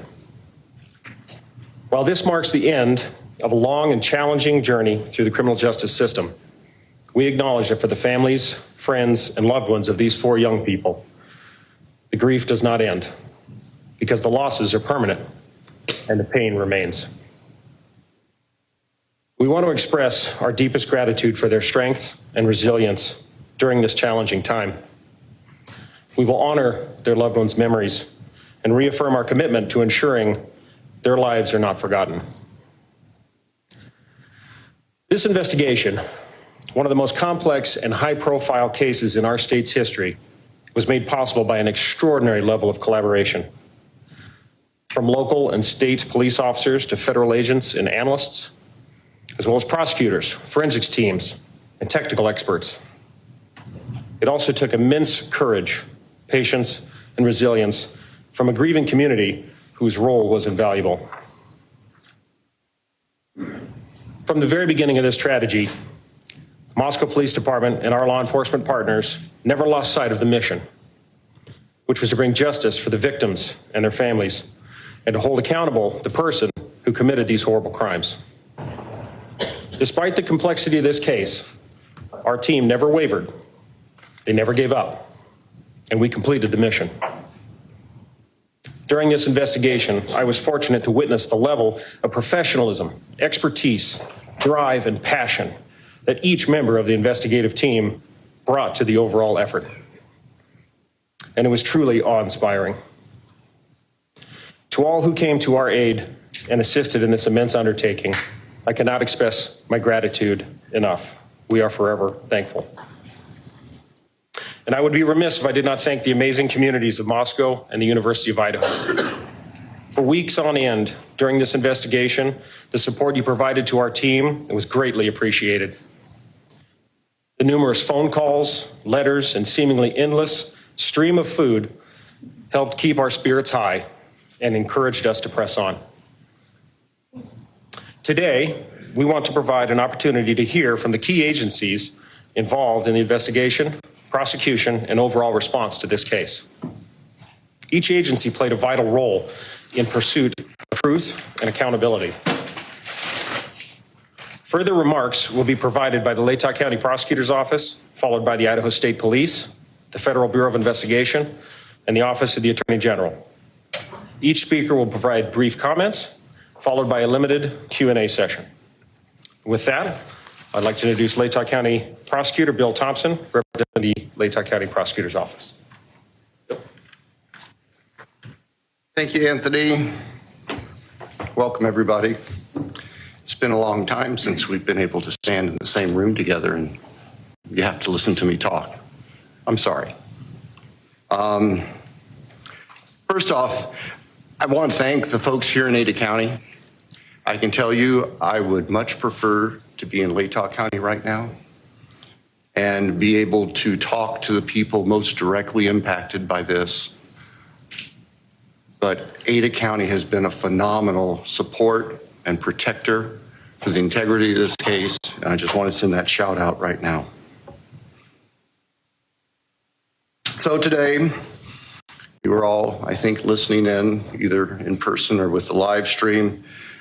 We have reached the conclusion of the judicial process, and we believe we've achieved accountability and finality and certainty for everyone who has suffered from this, so we can try to move on.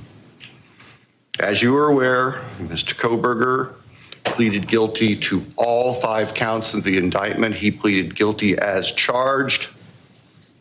There was no plea bargain to change charges, drop charges. He pleaded guilty straight up, and he admitted under oath to Judge Hippler that the allegations are true. He has also received a life and death sentence, and that he is going into the Department of Corrections custody, and he will remain there until he dies. And our communities are protected from him. Our communities are safe from him. And we have finality and conclusion, not just for the families, but for everyone who suffered because of this. Chief Dollinger talked about the extraordinary teamwork on this case. And I can tell you that Ashley Jennings, my senior deputy, and I, we were with the investigators from day one. We worked as a team beyond any team that I've seen in my almost 33 years as a Latah County prosecutor and 45 years as an attorney in Idaho. This level of collaboration is indescribably phenomenal. And in this room, we have representatives of the FBI, and you'll hear, of course, Special Agent Grover. We have representatives from the Idaho State Police. We have representatives from the Moscow Police Department. We have representatives from the Office of the Idaho Attorney General. I can tell you, I will be forever grateful for the assistance that Jeff Nye, the head of the criminal division, and his deputy attorneys general, Ingrid and Maddie, standing beside him, offered to us. I don't know that we would have been able to reach the conclusion that we have today as successfully without their brilliant and dedicated work. And they too have lived this case from the get-go.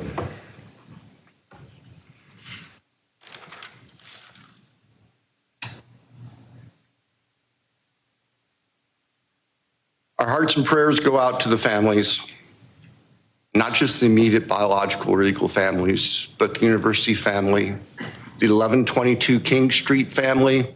You all saw the group picture, and you've seen that group picture so many times over the past 2.5 years.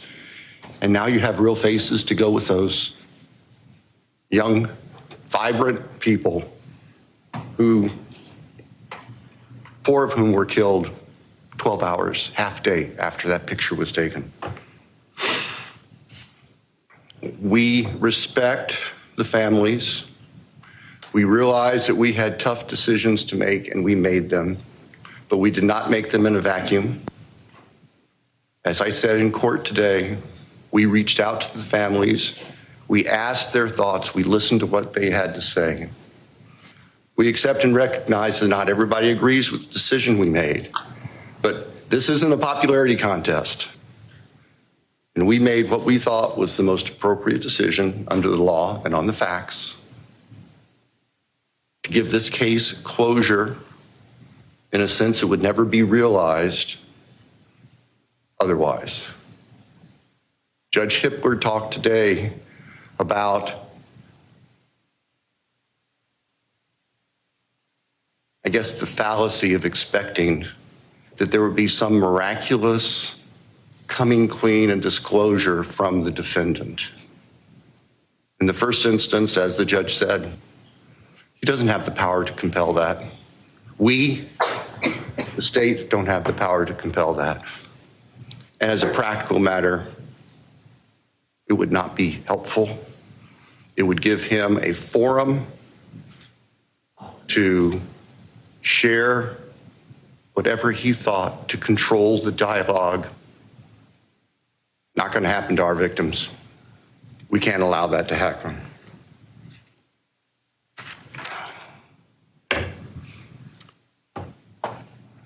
So, I'll say this with caution. I look forward to your questions. I will be perfectly honest with you. I will answer them as best I can. If I can't tell you the answer to something, I'll tell you that. And I ask for your assistance and your respect as we walk through that, because there are still people who are suffering, and I'm not going to victimize families. I'm not going to victimize the deceased again. And I'll just tell you that if we get those sorts of questions. But we'll get to that in a little bit. Right now, what I would like to do is hand the podium over to Colonel Bill Gardner from the Idaho State Police so he can share his agency's perspective on this. Thank you. Thanks, Bill. Good afternoon, everyone. I'm Colonel Bill Gardner, Director of the Idaho State Police. To the families, your courage and strength throughout this painful process, it indeed kept us moving forward. Your strength, and particularly your love for one another, was inspiring, and it motivated all of us. You've carried a burden no one should ever have to bear. This investigation demanded the very best from everyone involved. Crime scene teams, forensic scientists, intelligence analysts, and investigators answered the call with professionalism, precision, and resolve. They did not do it for recognition. They did it because 4 innocent lives were taken, and the victims and their families deserve nothing less. It is clear this case required a team approach. Not only did the Moscow Police Department, the Latah County Sheriff's Office, the Idaho State Police, and the FBI come together quickly, but others provided significant assistance behind the scenes. I'd like to highlight a few of those. I personally want to thank Colonel Paris of the Pennsylvania State Police. Once this case moved across the country, the Pennsylvania State Police went out of their way to provide resources and support while our people were on the ground there. Also, it's important to note that from the moment this case began, Governor Little was fully supportive of the investigative process. He provided funding and support to make sure the job was done right. And finally, as was already mentioned, the Idaho Attorney General's office provided significant input and help during the preliminary motions. We relied heavily upon their expertise as we moved throughout this whole process. As law enforcement officers, we often say that this is more than a job, it's a calling. This case reminds us why we answer that call, why we stand for victims, why we fight. In this case, why we fight pure evil, and why we keep going, even when the road is long and answers are hard to find. In this horrific case, I am proud of the work that was done and the people who carried it out. They exemplify the very best of our profession and helped bring closure to 4 families. I'll now turn the podium over to Salt Lake City FBI Field Office Supervisory Senior Resident Agent, Brett Grover.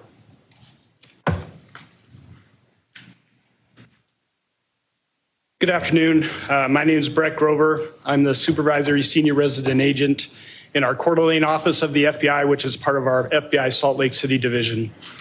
On behalf of the FBI, we offer our deepest condolences to the families of Madison Mogan, Kaylee Gonzalez, Xander Kanoodle, and Ethan Chapin. The culmination of this case was a long time coming, And we hope the victims' families and friends have some sense of peace in knowing that Bryan Kohberger is being held responsible and accountable for his heinous actions. The FBI is proud to have supported the Moscow Police Department in the state of Idaho with the investigation and prosecution of this case. Countless hours have gone into this investigation. The FBI dedicated significant resources to include digital and forensic analysis, intelligence support from our folks at FBI headquarters and field offices around the country, and victim services, which continue to this day. Today's sentencing also demonstrates how the responsible use of investigative genetic genealogy, or IGG, can transform a crime scene into accountability and closure. The IGG process involves the use of DNA analysis combined with traditional genealogy research to generate investigative leads for unsolved violent crimes. In late 2022, IGG provided a crucial investigative direction for investigators working this case. But I want to be clear, IGG was just one tool that led us here today. It's a powerful complement to the core investigative work done by both the FBI and our partner agencies.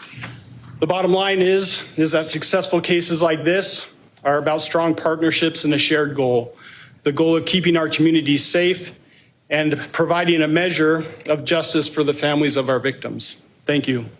I'll now turn the time over to the Attorney General for the state of Idaho. Good afternoon. I'm Raul Labrador. I'm the Attorney General of the state of Idaho.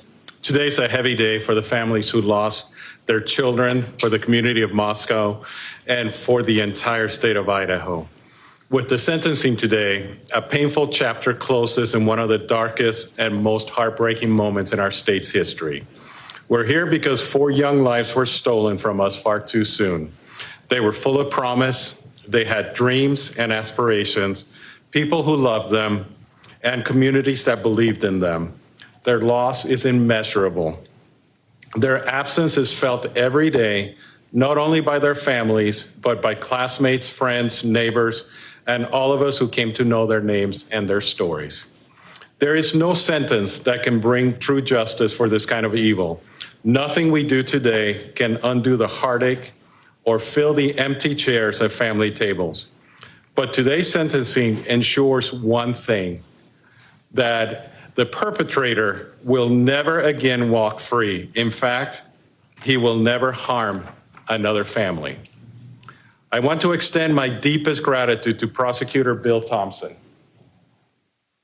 whose steady leadership has guided this case from the beginning, to the people of Layton County for their trust and commitment to justice, and to the state of Idaho, and to the state, also to the local and federal law enforcement communities who have been focused on bringing justice for the victims. I also want to recognize Jeff Nye, who's the chief of my office's criminal law division, and the team of attorneys in my office who work side by side with local prosecutors. Their contributions were quiet, but vital. They help protect the grand jury's work. They pushed back against legal challenges and successfully defended the use of advanced forensic tools that helped identify Kohberger. These were groundbreaking legal efforts done with resolve, with care, and in the name of public safety. Their outstanding legal work spared the families and the public from a drawn-out, painful trial that would have reopened wounds and prolonged the family's agony. When I became the Attorney General 2.5 years ago, I interviewed Jeff Nye. He was not the chief of the criminal division at the time. And I asked him if there was anything he would change in the office of Attorney General. If you get to know Jeff, he had a long list. It was a very long list of things that he would change in the criminal division.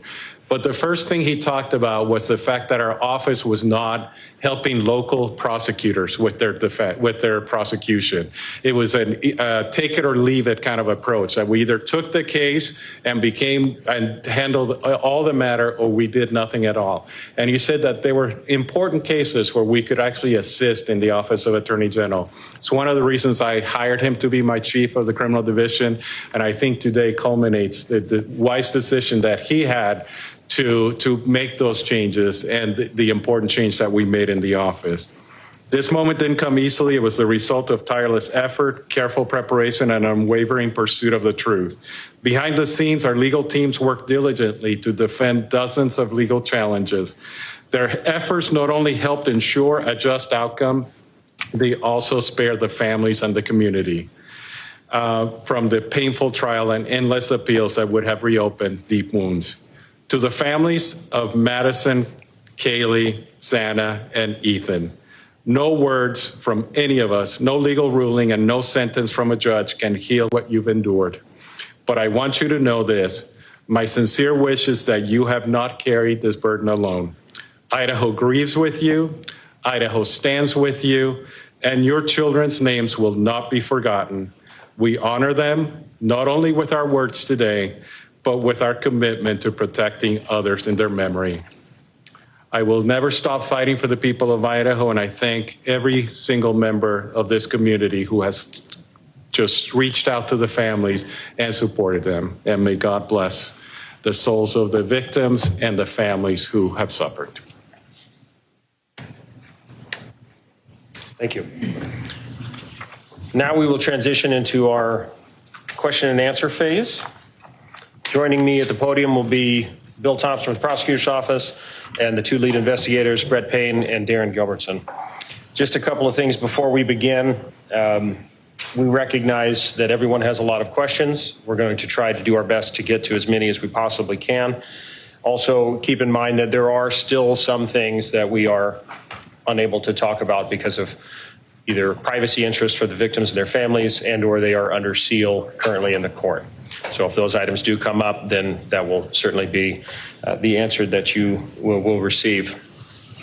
And to keep this sort of orderly, I will try to be the one to point out who's got their hands up. Right there. Chief Dollinger, Yes. Amanda Rowley with Crime 2 in Spokane. What more can you tell us about the released documents that the police department is working on putting online, and what can we expect from that? Certainly. As we put out in that press release, I hope everybody can understand the immense amount of information that's in this investigation is going to take a lot of time to prepare. It has to be gone through legally to be redacted or figured out whether or not it can actually be released. So I did get word today. It sounds like our website will be going live hopefully this afternoon. There should be another press release coming out in the next few hours to show that website so that people can start accessing that. Initially, what is going to be on there, and certainly this is just for the Moscow Police Department because we're only the holders of our records, but it will be all of our police reports from this investigation. So just the documents there. They'll be redacted, ready to go, again, free of charge for the public. We want to be as transparent as we possibly can, so we wanted to get those out to everyone. Chief, from the very beginning, your department was saying this was a targeted attack. Can you now say who was the target and what's your evidence to show that? I'll turn that question over to the investigators to answer that one. Oh, okay. Well, I think Darren and I have, the evidence suggested that there was a reason that this particular house was chosen. What that reason is, we don't know. We don't know who the target was, and we're not going to speculate on that up here today. But we can tell you that for whatever reason, Mr. Kohberger chose that residence. Perhaps it's the location, layout, we don't know. But that's, to the best of my knowledge, that's what that statement likely led to. During Haley got their KHQ, there was a social media account that surfaced that has long had speculation that it was Bryan Kohberger. Can you talk at all about the Papa Roger potential connection, if any? Right. There was no connection. There wasn't at all. We looked into every bit of it. We took a deep dive into it. We researched it. It wasn't him? It was not. It was not. Thank you. We can cut that off. Is it possible that there was a second order weapon used? Not just the knife? Is it possible? All the evidence shows and tells us that he used a knife, a K-bar knife, and that's a weapon we believe was used to commit all the murders. Here. It sounded like the Gonzalez family said that there was a second weapon that was used on Kaylee Gonzalez. Can you confirm that? Out of respect for the families, that's something that you'll have to get from them. If they wish to share that with you, it'd probably be through them, not through us. And one more question. You said that it seemed like he chose that house. There's no clues as to why he chose that house? You know, after working in Moscow for several years as Chief Dollinger, that area is frequented by many, many people at all hours of the night when college is in session. So what Darren and I have surmised is that perhaps it's the old hiding in plain sight. There's lots of people around. There's lots of vehicles around at all hours. It's not isolated where you'd be noticed. So that's where that comment comes from. It does. And no, it doesn't make sense. And it's if you were in that neighborhood at all, it's a very complicated neighborhood. It's very closed in. But at the same time, there's everything from college kids to adults that live there, people that have full-time jobs, part-time jobs. So any one of us could come and go and fit in there. So, Brother. D.A. Thompson, during the plea hearing and then again today, it seemed like your voice quivered a bit when you were either putting up photographs or mentioning the victims' names. I'm just wondering about the emotional toll, and I have one other question. Yeah, you're right. My voice was quivering. Y'all were in there. There was a lot of powerful emotion. The losses are almost indescribable. And maybe my filters aren't as good as they might have been 45 years ago when I started in this business. But I think you also saw that even Judge Hippler was affected and impacted by this. There is no easy way to remain stiff-lipped and dry-eyed through this kind of tragedy. There just simply isn't. I'm sure you're not aware of this yet, but there was a photograph where they zoomed in on a picture that Bryan Kohberger had on the defense counsel table. It was an image of a black heart. I don't know if you've heard this or you've seen the image. Hearing this, your thoughts? First I've heard of it. There is something I need to say, though, real quick. This is a product of, I'm sure I'm getting old in my failed memory, but there's one other person I need to recognize, and this is very important to us because this was a key person that was going to take us through trial, and that's Josh Hurwitz, the former United States Attorney for the District of Idaho who left office and voluntarily joined our office as a special deputy to help us. My apologies for the oversight as I wasn't reading my notes correctly, but thank you for that little interlude. Chief? I guess my question is for Mr. Thompson, since you're still up there, Antoinette Levy with Law and Crime. You said that it was your decision to accept this plea agreement. It brings finality, people die in prison, but Corporal Payne just said they don't know who the target was and why he targeted this house. Was there a reason why, as part of the plea agreement, you didn't require Ann Taylor to have her client sit down with you all and to answer some of these questions? I think that Judge Hippler addressed that today very, very well. Of course, Judge Hippler addresses everything very well, we've found. The law does not give the court or us the power to require a specific factual allocution. And just let me finish. And we recognize that. We recognize that we could have said, well, in order for us to move forward, we want a factual allocution. But I have to be perfectly candid. I don't believe that there's anything that would come out of his mouth that would be the truth. I don't believe that there's anything that would come out of his mouth that would be anything other than self-serving. And I don't believe there's anything that would come out of his mouth that would not further victimize the families. And so that just simply wasn't a factor. We made our decision based on our assessment of law and the facts.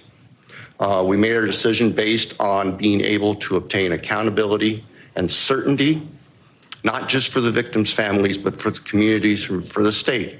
And that's where our obligations go. In the end, and the old Harry Truman thing, the buck stops on my desk. Well, that's what I got when I was elected prosecutor 33 years ago. I never dreamed it would involve something like this.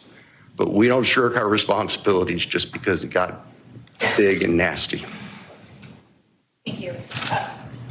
Corporal Payne and Lieutenant Robertson, first of all, I want to say to you, Corporal Payne, that the Chapin family told me that you called them every night during that nearly 7-week manhunt, even though you didn't have to. And I just think that goes to show the Christian period.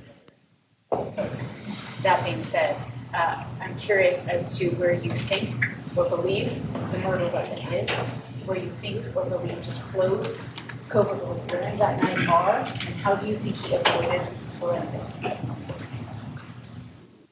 Well, I can just tell you, and forgive us if we go back and forth, it's just kind of how we roll. There is no evidence that we found that would lead us to any specific, even general location as to where the murder weapon or the clothes have been. And we searched. I mean, the FBI, again, to their credit, we had folks doing soil samples and so all sorts of things to try to come up with somewhere to start searching for these things, and we just never found it. As far as the forensics piece, I'll let Darren speak to you. Yeah, and on the weapon, it wasn't a lack of trying. Everywhere that we had evidence of where he went, based upon phone records, based upon the evidence that we had gathered, we searched that. We went there. We did searches on the ground, in the water. We did searches. We sent soil samples to try to figure out maybe where a shovel had been used. So we searched everywhere that we possibly could, but the reality is we're looking for a singular small, it's not that small, but K-bar knife, and that's it. So it's endless of where it could have been, and we just were not able to find it. So What about the clothes and his ability to avoid forensics at the scene, in a murder scene where we now know K.B. Gonzalez was stabbed 34 times and then another victim was stabbed more than right. So the reality is that somebody can carry this out and still not get covered in blood. That's the reality of it. And this does happen. And there's plenty of studies of that. And we've had some of the world's experts that we've asked those same questions because we've struggled with that. Why do we not find more here and there? And the reality was, if somebody has the training, if somebody has thought about it, if somebody wears the right type of clothing, that could be the outcome. And that's what we were left with. Over here. Chief Stars with CNN, to Mr. Thompson, did you do psychological testing on Bryan Kohberger? Did that weigh into your decision to have a plea deal? And stabbings, multiple stabbings are very personal. How did you assess that mode of murder? I can tell you that psychological testing was done of Mr. Kohberger. The results of that do not rise to a defense to his conduct under Idaho law. The results of the various testing, most of it done by the defense or on behalf of the defense, it's also sealed by court order. So I can't speak to any specifics, but I can tell you, yes, psychological testing was done. I can also tell you that no, psychological testing or any potential psychological condition of Mr. Kohberger, that did not play a role in our decision. Bill, does it have any bearing on where he will be placed or housed? Where Mr. Kohberger, where the defendant is going to be housed, is going to be up to the Idaho Department of Correction. And that could very well change over time. And the reality is we will know about it after it happens. Over here. Did you monitor Mr. Kohberger's communications while he was incarcerated? And did he say anything that was helpful or gave you any insight as to why he did this? Yeah, we did monitor it, both while he was housed in Latah County and then once he was moved down to Ada County. We have hundreds, thousands of hours of monitoring that was done, but there was nothing of evidentiary value that was gained from any of it. Will you be releasing those conversations? It's my understanding that the jail will not be releasing things that involve personal conversations with third parties. That ultimately would be a decision because the recordings are in possession of the two correctional facilities or detention facilities. But I'm pretty certain the Latah County Sheriff's Office policy does not allow for that, and I would guess Ada County is similar. You can ask them. Back here. Thank you. Greg Fisher with CBS News 48 Hours. Was there any evidence that Kohberger was following the social media of any of the victims? So, trust us, we wanted that to be the case. We've looked for a link and we have not found one, not one. Yeah, through the entire investigation, I think that's something that we need, that you want, is to help to understand this and say, well, what's the connection? What was the link? And so we had every resource possible, and we worked that tirelessly.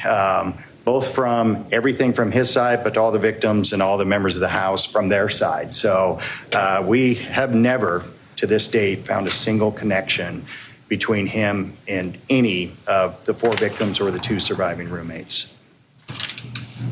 Michael Ruiz from Fox News Digital. My question is for the investigators.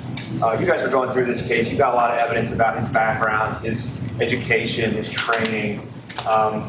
You said earlier you couldn't identify a reason the house was targeted. Do you have a motive for this? We don't. Lauren Patterson, Northwest Public Broadcasting. This question is for Anthony Ballinger, actually. I remember when Anthony was a beat cop assigned to talk to us at the very beginning and all of this happened, and now you're running the show. So I wanted to ask, as a community member, has this case shaped and changed how your police system also?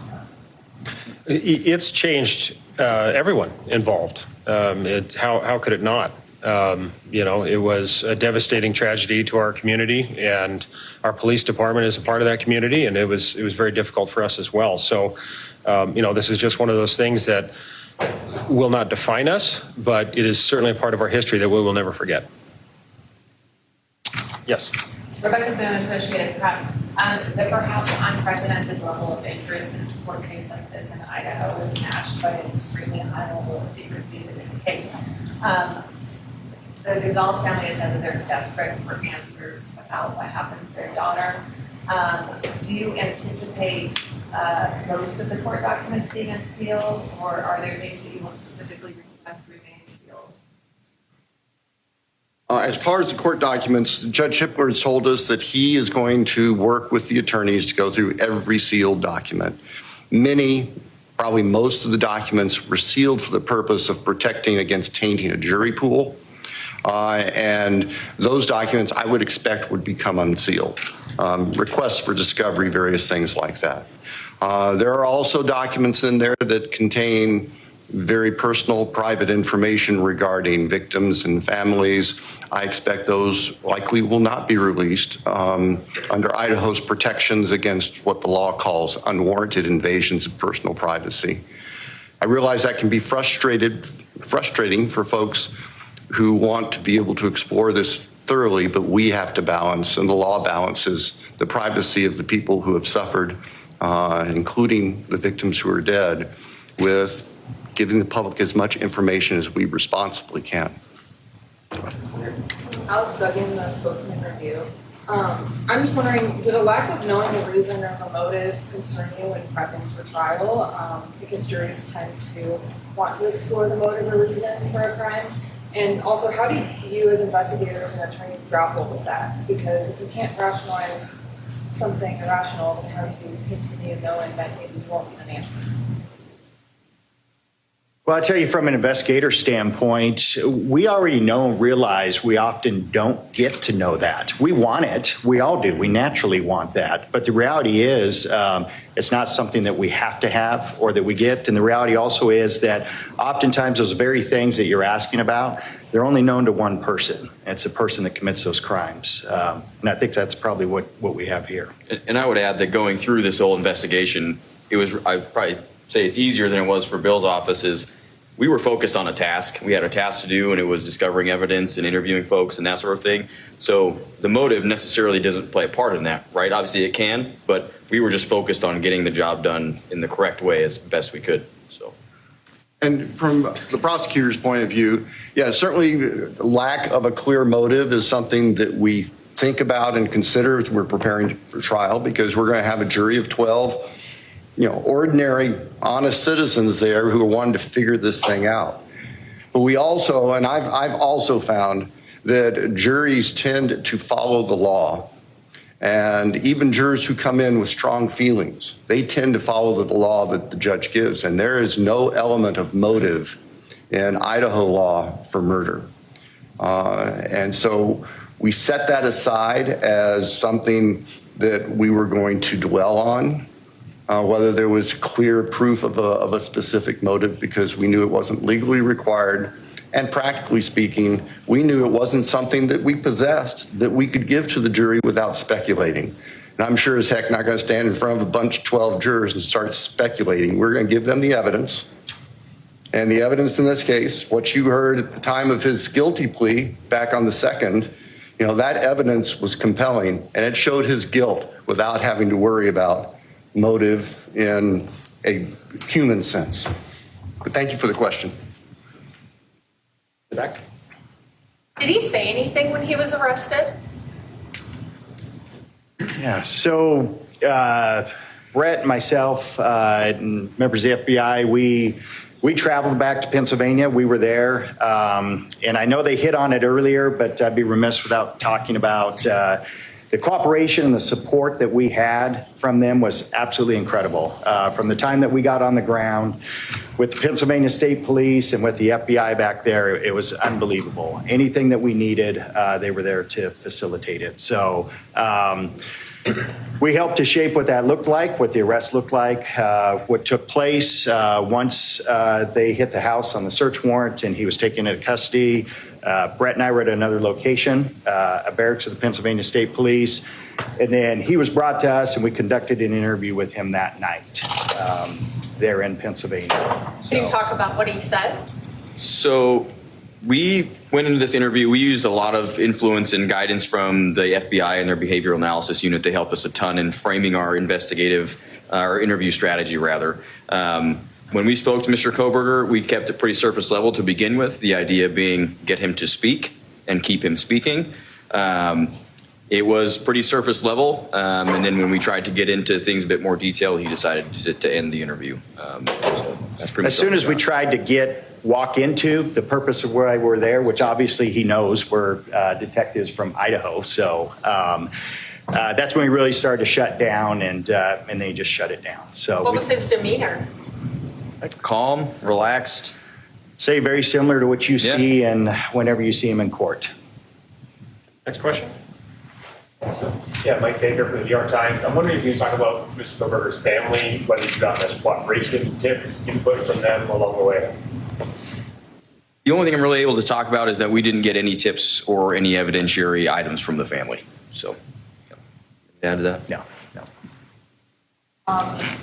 Just wondering if you ever had the idea of what made Mr. Kohberger take the plea deal in the end. No. Okay. Can I ask a follow-up? I know there were reports. That was a short answer. You probably have time for a short follow-up. Can I also ask a follow-up to the investigators? I know there were some reports that there was Kohberger was hiding some container out of the house. Did you ever determine what that was? No, and the belief was in one of the surviving roommates in her statement, and that's out there, was that she observed something in his hand when she saw him, but we don't know what it was. All right, you've just been listening to authorities there in Boise, Idaho, doing a debrief after the sentencing of Bryan Kohberger. You heard from the top prosecutor there, Bill Thompson, along with a variety of state and local officials describing Kohberger's demeanor after they first encountered him after he was arrested. Also describing a number of different factors related to the investigation, almost sort of batting down conspiracy theories that have been floating out there, saying he was not actually following them on social media. They have found no connection between him and any of the victims. That was one of the questions that had sort of been lingering out there. The investigators saying they still do not have a motive, and they were not obviously required to provide one to the jury if this had gone to trial, but they do not have an explanation. They monitored his communications in jail, both before this case was still in Latah County and after it was transferred to Ada County, and they had not found anything of evidentiary of value and had found no connection to any of the victims. I want to bring in here Gotti Schwartz, who's been following this along with me. Gotti, what did you make of some of what we've heard here from the investigators? That you sort of got a preview of what we were going to get at trial, and I'm surprised we didn't hear anything today. Now that the gag order has lifted, just any breadcrumbs, if you will, about what their theory of the case was going to be.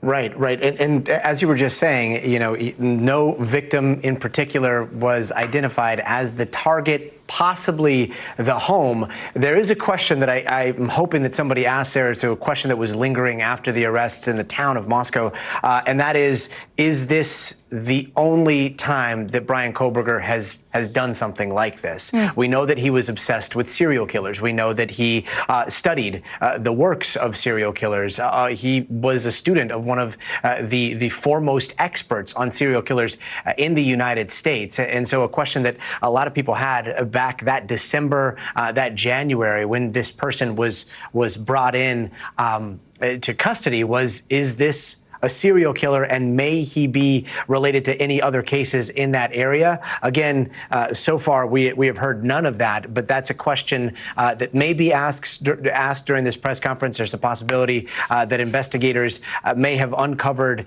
through his communications or through some of his search history some things that lead elsewhere. That's one thing that stood out. The other thing is genetic genealogy.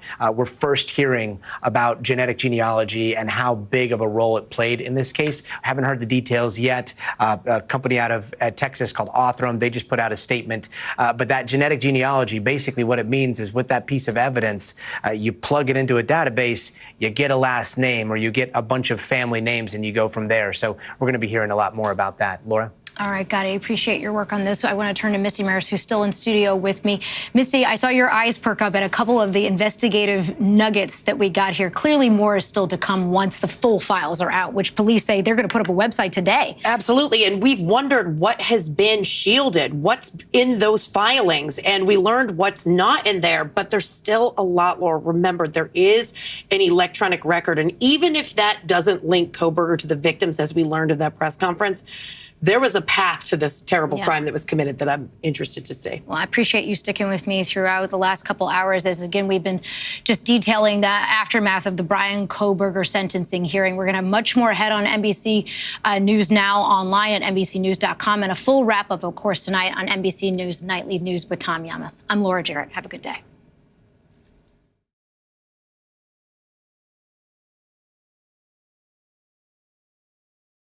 My co-anchor Kate Snow is off today. NBC News Daily starts right now.